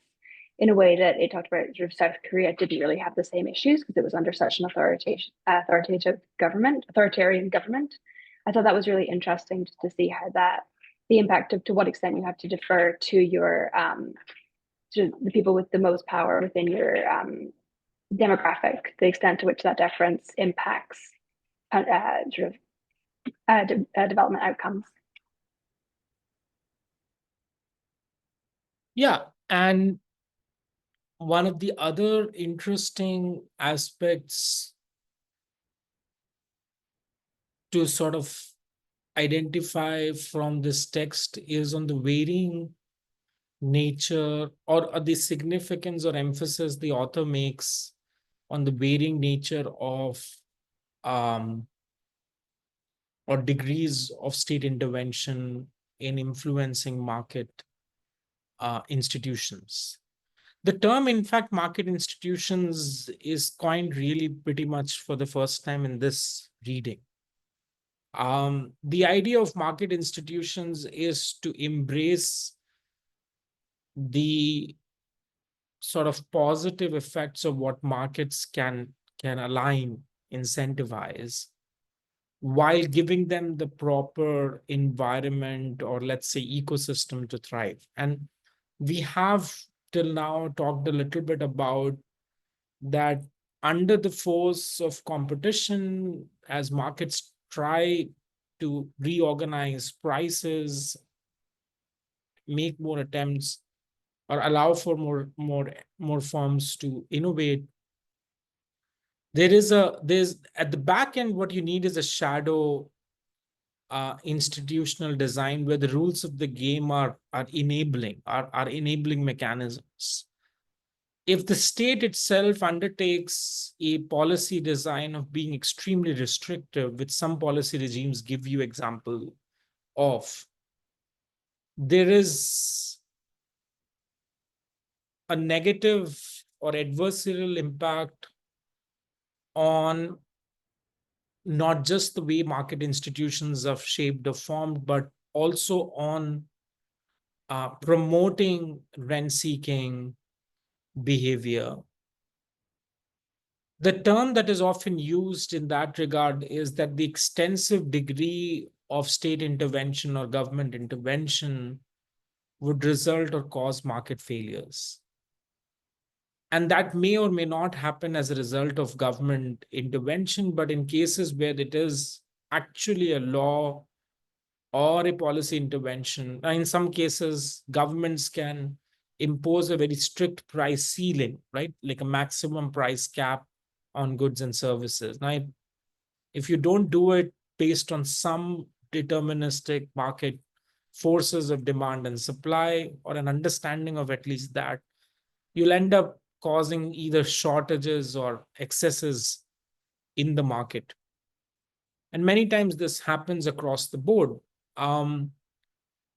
Governments have made some serious errors with respect to exchange rates. I mean, one of the big cases of countries of crises of the 20th century is, if you look at Latin America in the 1980s or the early 90s, the series of crises that Latin America as a region is experiencing, and the East Asian crisis of 96 that you see are currency shocks of where the domestic economy was in some cases not able to handle the valuation of currency with respect to the US dollar, or vice versa. The international institutions may have had their own effect in contributing to it. But you don't have to also complicate it as much. I mean, one of the very simple examples of market failures with or without government intervention is you have a product which is, let's say, a perfume supposed to smell good. If you apply and use it, what if the application of that perfume causes some kind of varying effect on the health of people who are around? Let's say the person who's applied the perfume, let's say it results to a nauseating effect. People start, I don't know, throwing up, or whatever happens. So is that product going to be popular or not? The short answer to that would be no. Yes.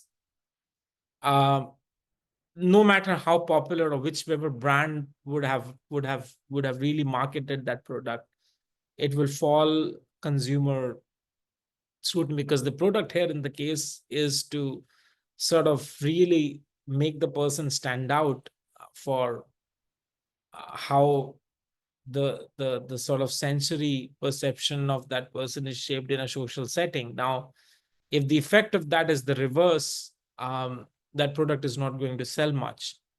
In such scenarios, countries can actually put a ban on such product because it is causing more harm and it's a health hazard on other citizens, right? So in case it puts a ban on the product, clearly government intervention would sort of make no market for that product possible. But even if there is no government intervention, people would use less and less of such products. You can go back in similar cases where technology has created, with its sort of adaptive evolution, many ways of making things easier. And then older products have gone out in demand. I mean, you have a mobile phone now, but landline phones were in huge demand before. And then you had, I don't know, but in emerging developing countries, there used to be a PCO recorder. You'd go to a booth and do that. And then, so even in London and many other places, you still see the telephone booth. They exist, but they're no longer used, right? I mean, extensively for making calls. You don't know. So it's not as if that the product, quote unquote, is bad. It doesn't function. It may function, but it's lost its time, right? The technology has evolved, things have become. So market failure and government failure as concepts are, I think, part of the way in which generally on how the state market relationship is shaped. And just to give you a perspective on this, what you want to understand and sort of follow from the text is maybe perhaps looking at these two quotes that are in front of you. You can see the screen in front of you, right? Just look at this first quote by Immanuel Kant, right? In the kingdom of ends, everything has either a price or a dignity. What has a price can be replaced with something else as its equivalent, whereas what is elevated above any price and hence allows of no equivalent has a dignity. What do you follow or understand with what Kant is saying here?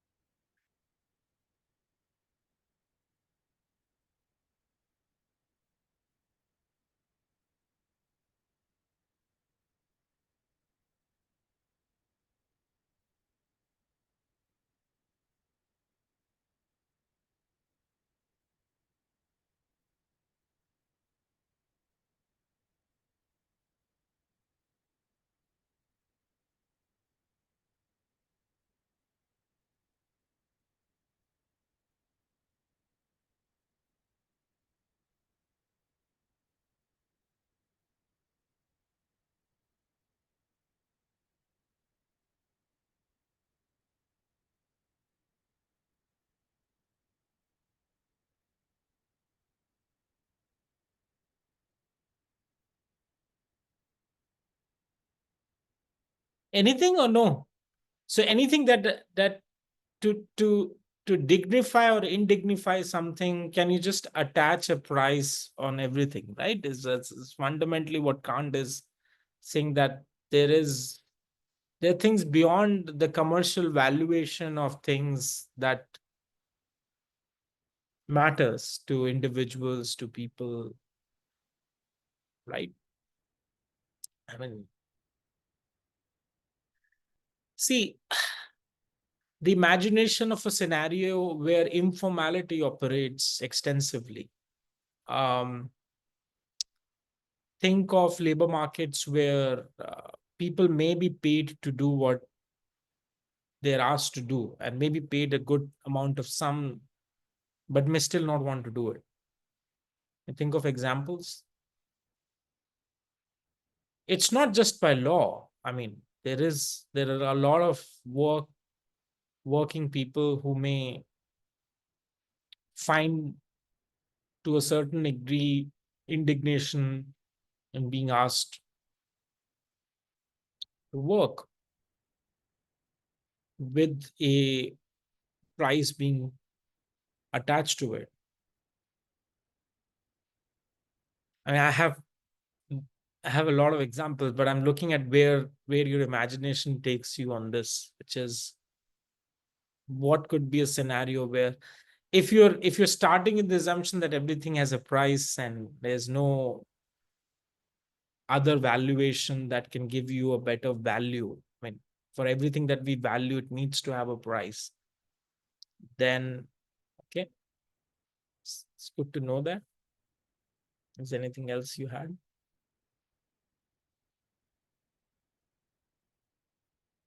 Yes, iPad. Maybe like social interactions and trying to help one another. Like if you do something for your neighbor, you might have the expectation to be paid or have that type of thing in exchange. I think that's kind of like what the second quote.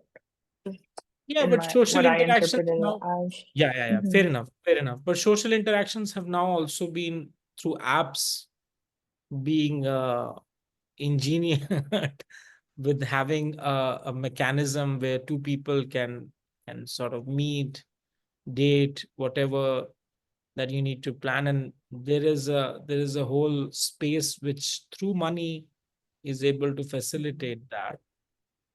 The question Kant here is really putting forth in front of you is the mapping between dignity and what may have, in a perceivable sense, a price attached to it. The word dignity has, in jurisprudential and philosophical terms, a very different meaning attached to it. But to the extent that you feel comfortable in attempting to look at how dignity is put in place. So it's true, yes, social interactions would be one, some spaces, but what otherwise, I mean, if you're talking about work, generally occupationally, you would define that, oh, if you're being paid well to do something, why not do it?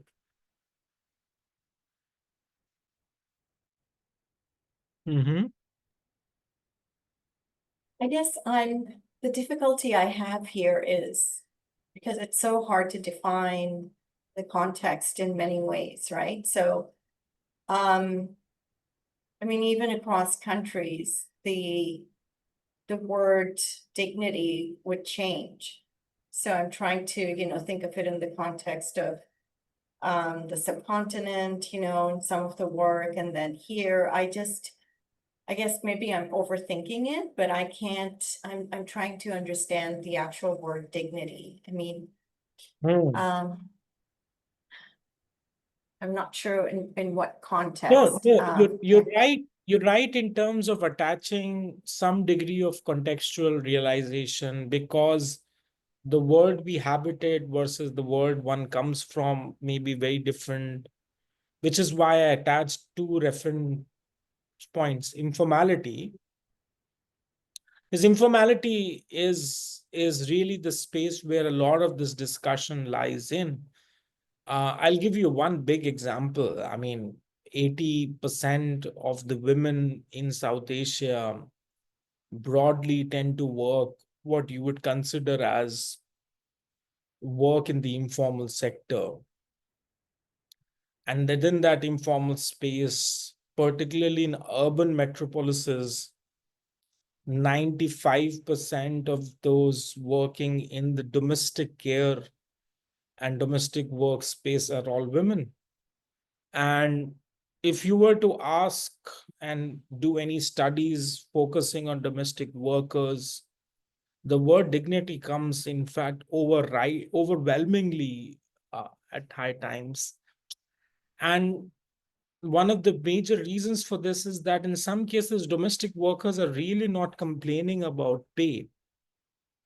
and parity. In fact, it is a big issue. Pay and parity are issues that are central, but what they're really sort of asking for in many cases when you're looking for intervening mechanisms are considerations of respect, dignity towards what they're doing. And when I say towards what they're doing, as in terms of the occupational hazards that they experience, that's a big sort of area. Now, you do have domestic work here, and there are certain laws that would govern and make sure that there are safeguards so that informal space does not exist. So clearly, yes, the worlds may differ, but what a person values most as part of their basic attachment of self-respect.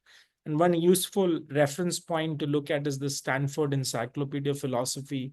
I spent a lot of time at some time philosophically looking at the term around how Western philosophers and sort of Eastern philosophers looked at in context to what dignity means different things to different people, but in the sense there's a uniform or universal realization of looking at attaching to the self as some degree of respect that you have, what you find reason to value, and for certain things you'll not compromise independent of what else. And I think what Kant here is trying to sort of say is that even if, as think from a domestic female worker's perspective, even if she's offered to be paid I don't know, 10 times the amount of money as compared to another worker, there are certain things that she may or may not want to sort of engage in terms of the work that is expected of her.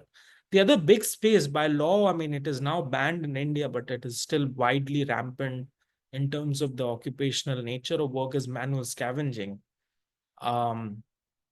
It's just the sort of worst possible scenario work. I in fact didn't want to put a lot of the slide is there for those interested, because we do a lot of work in informality in urban areas, and there's a whole initiative that we've had which has a visual space. For those interested, I can just share with you a few links, and you might find it interesting to sort of get a perspective on the nature of livelihood vulnerabilities that exist. But dignity tends to come very often as, in a conceptual sense, the main term which is often being used. So that's what is mentioned here. The similar context, you can look at what the second quote by Michael Sandel reflects. Oh, sorry, Asya, go ahead, please. No, I just, it was just a comment because at the beginning of the lecture, you had talked about market values being driven by culture.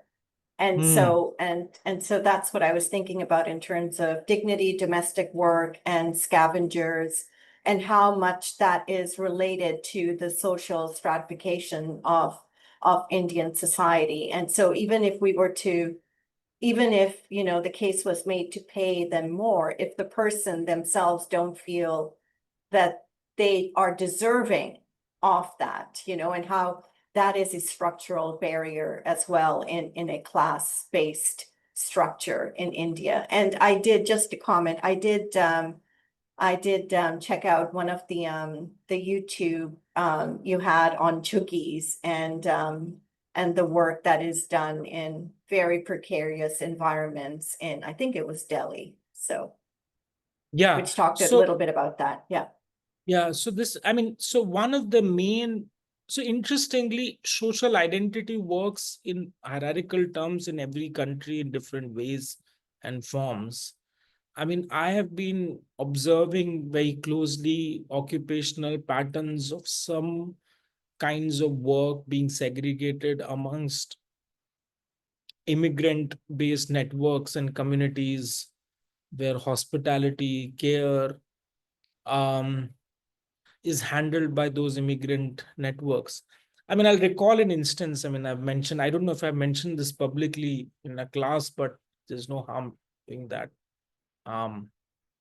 About an instance, what I was observing, the border officer in Canada itself at the port of entry.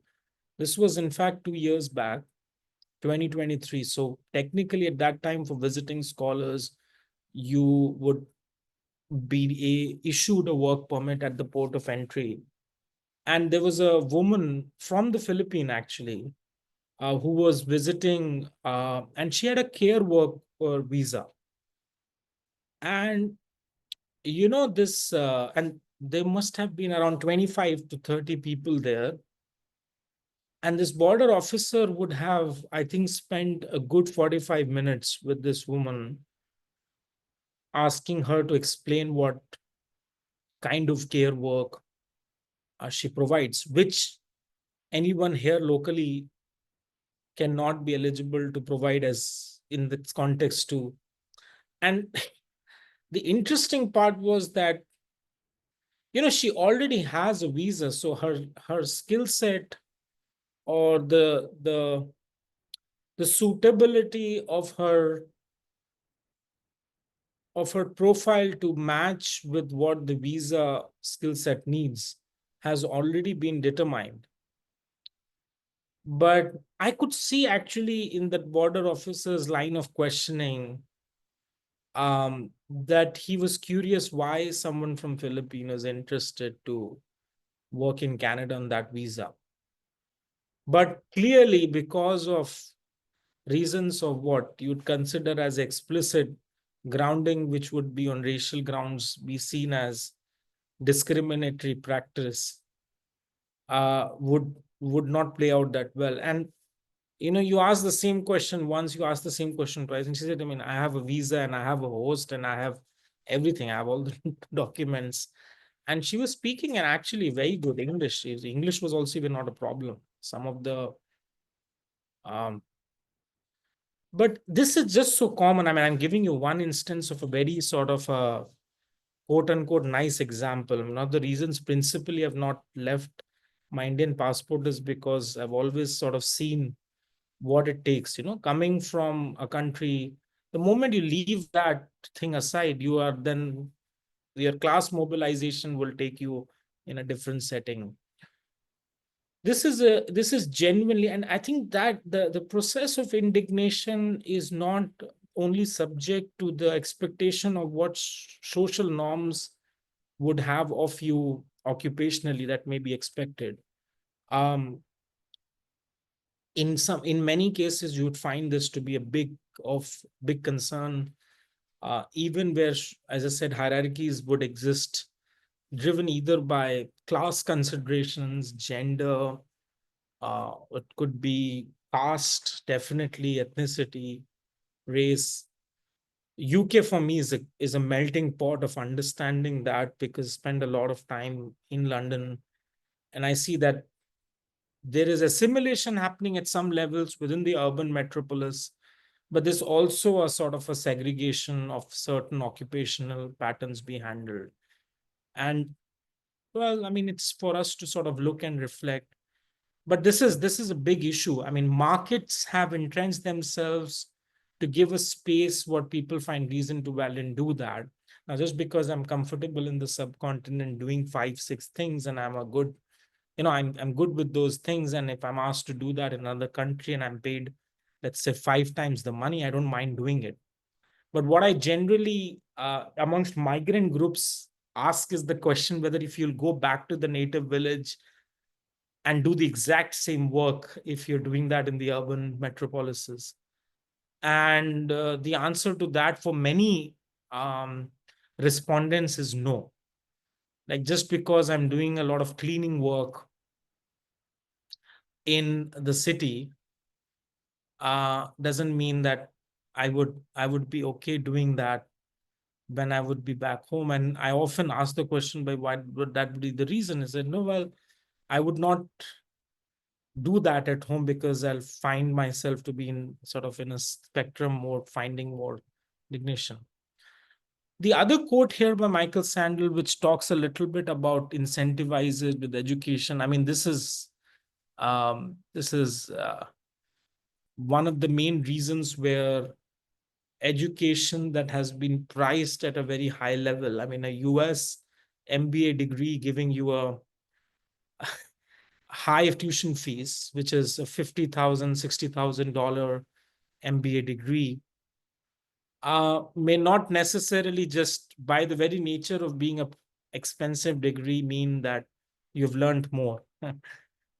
It could be the case that an immersion experience of you having spent time for 6 weeks in a global south emerging country environment may have a far greater immersive learning experiential value for you, I guess, against spending, I don't know, 6 weeks in a classroom in Harvard. So it depends exactly. But what Michael Sandel here makes as a statement of is that if you just pay child $1 to read a book, you'll create an expectation that reading makes you money.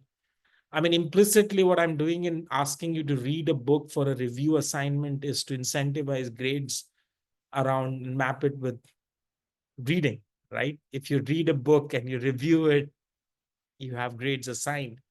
But what if this was attached with money, and what markets would assign? And that would make, in some cases, the intrinsic value of education problematic. Now, there's certain moral limits with the market, and there's a brilliant book. I think the title of the book is The Moral Market. The Moral Economy. And it's a book by a scholar named Samuel Bowles, Bowles. I'm just sharing a link. If you get a chance, maybe, see if a library can give you access of this, or this is something which you get as a reference point. It's a pretty fascinating text to understand on how there are certain moral limits that the market forces experience, and it makes things all the more necessary for the state to have certain clear rules of the game defined.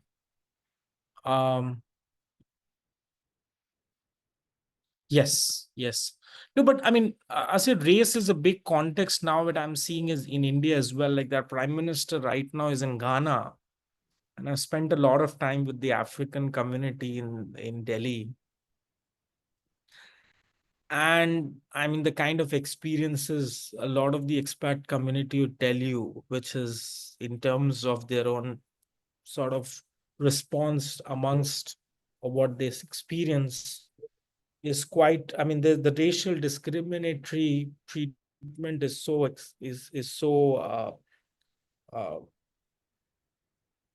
so explicit in the day-to-day experience of a lot of West and East, I think, Africans visiting and spending time, that it is quite baffling. And my surprise in that has been that it's been the case for just so long that I'm glad that there is now a lot of state interaction which is explicitly taking place, like the prime minister making a lot of visits in African states would start this conversation, because a lot of this is on the ground but less spoken in multilateral settings. But yes, you're absolutely right. Ethnicity makes a huge role in the northeastern parts of India, especially when you look at states like Nagaland, Assam.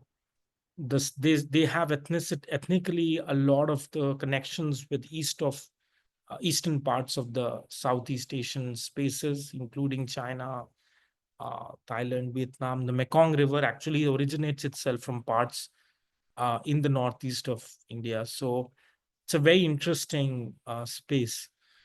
Now, the externalities and internalities that are often spoken of in the limits of market are well documented. So for those in neoliberal economics that study externalities, clearly the example of a manufacturing firm which is polluting the environment and the cost of polluting the environment would be embedded in the price of the product.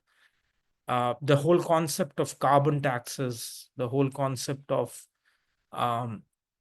emission-based penalties on manufacturing of certain products have been born out of a discussion on externalities. But does anybody know here what the meaning of internalities would mean?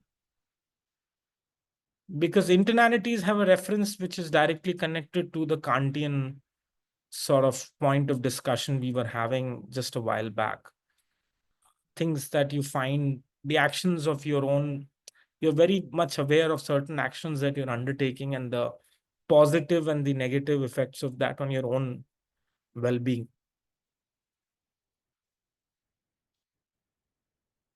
I mean, you may want to have that extra pizza, knowing fully well that it's not good for health, and still go ahead and have it. It's an example of an adversarial internality. At the same time, you may do a lot more exercise, you may do the extra run.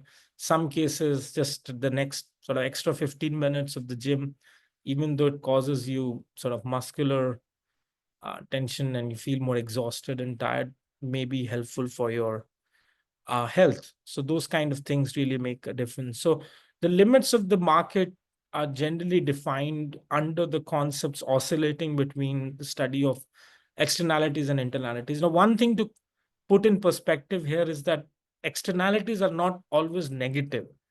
There is a zonal law that the municipality has, which makes construction companies to construct in every area there that they're doing residential construction, to demarcate some space for economically weaker sections, housing for economically weaker section, or having a green space in the construction space of what they're creating. So if there's a percentage by zonal law, there's a requirement of a percentage amount of land being used for green space and housing for economically weaker section, that would have a net positive effect on the sort of community space in that particular area. Agreed? Yes or no? Or I should not presume that that's a good thing or a bad thing. I mean, some people here who have real estate business will say, no, use that extra space to construct more houses. There's a housing crisis in Ottawa. Rents are shooting off the roof. You understand what I'm saying? Which is, a zonal law may have a requirement to demarcate a space, a residential construction space for a greenhouse. Greenhouse in the sense a green park, or just a space which is there. And a space for economically weaker section housing to be constructed. Is that by design in zonal law terms a net positive for the community, or how would you interpret something like that?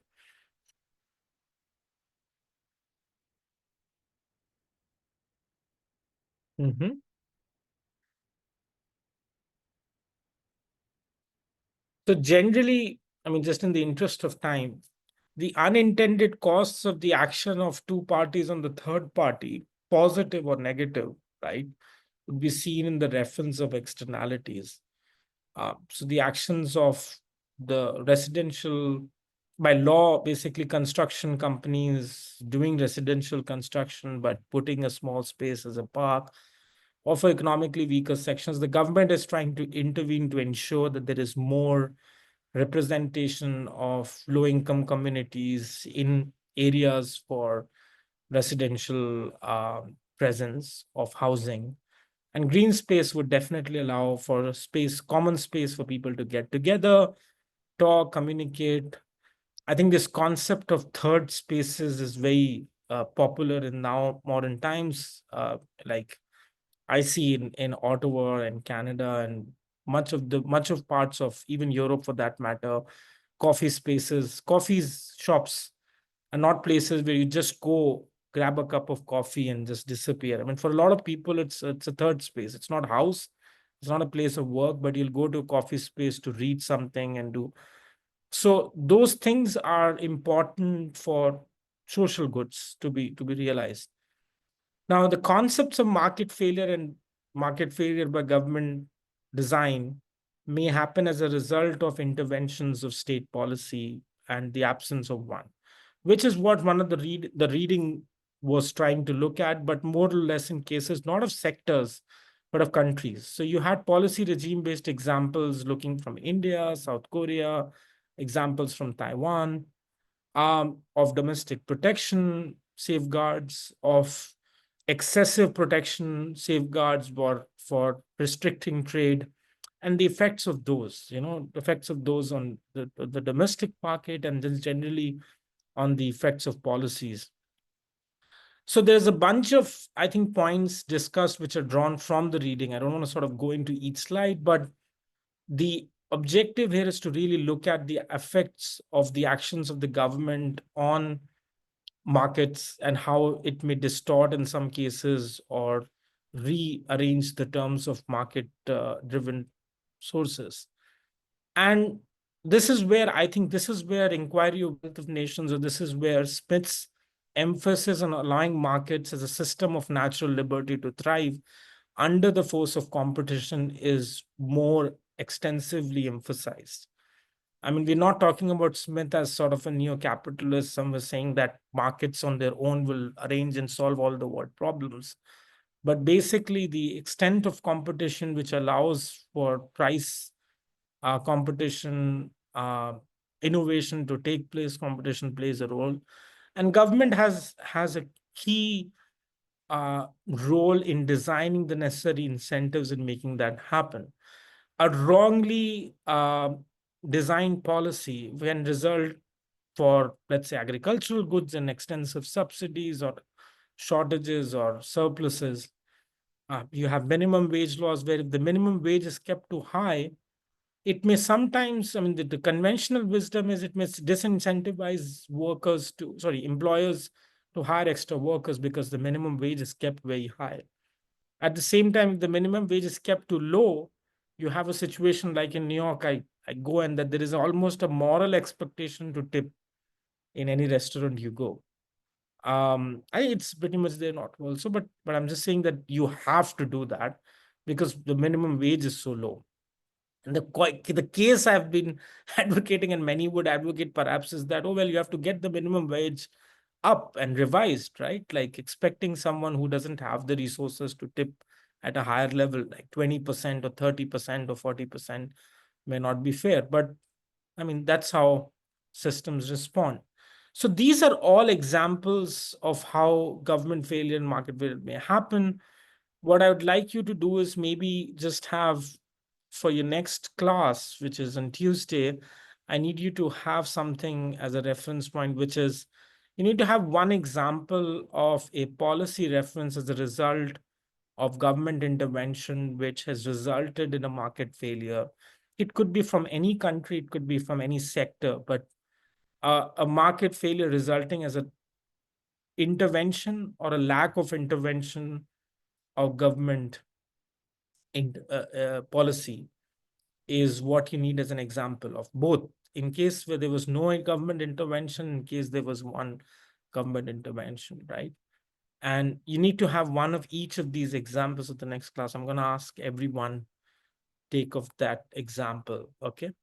To summarize, the focus on using markets as tools, not just in context to understanding markets as just something which over-dominate states, but tools, the way you design those tools. I mean, you can use knives for surgery, you can use knives for murder. It's not accurate to blame the knife, but the hand that holds it and the intention behind. So states and market interact in ways in which relationships are defined. Competition plays a huge role in that force. And all disruptions as a result of technological innovation, everything would, as a subcurrent to competition, can make markets function more efficiently. But remember the three key measures of wealth of nation that Smith emphasized. And I want to keep emphasizing that it's labor or workers that are more essential to Smith's reasoning. It's not land, it's not capital. If labor productivity is increasing, incomes of workers are rising over time, you would expand the overall measure or overall wealth of a nation. The point and information asymmetries will be more clear as we go forward in the course. The next major topic we're looking at is connected with the economics of growth. This is something we'll look at in our class on Tuesday. But for those preparing and the reading in advance, you look at the introduction of the In Search for Prosperity text. I think a lot of you would have already done that in preparation for your presentation exercise. So it's just a prep, but the class will be looking at the economics of growth taxonomy. With that, let me sort of close the conversation for today. I know it was a slightly longer lecture because conceptually we were dealing with a lot of terms, but I'll probably pause and stop from here.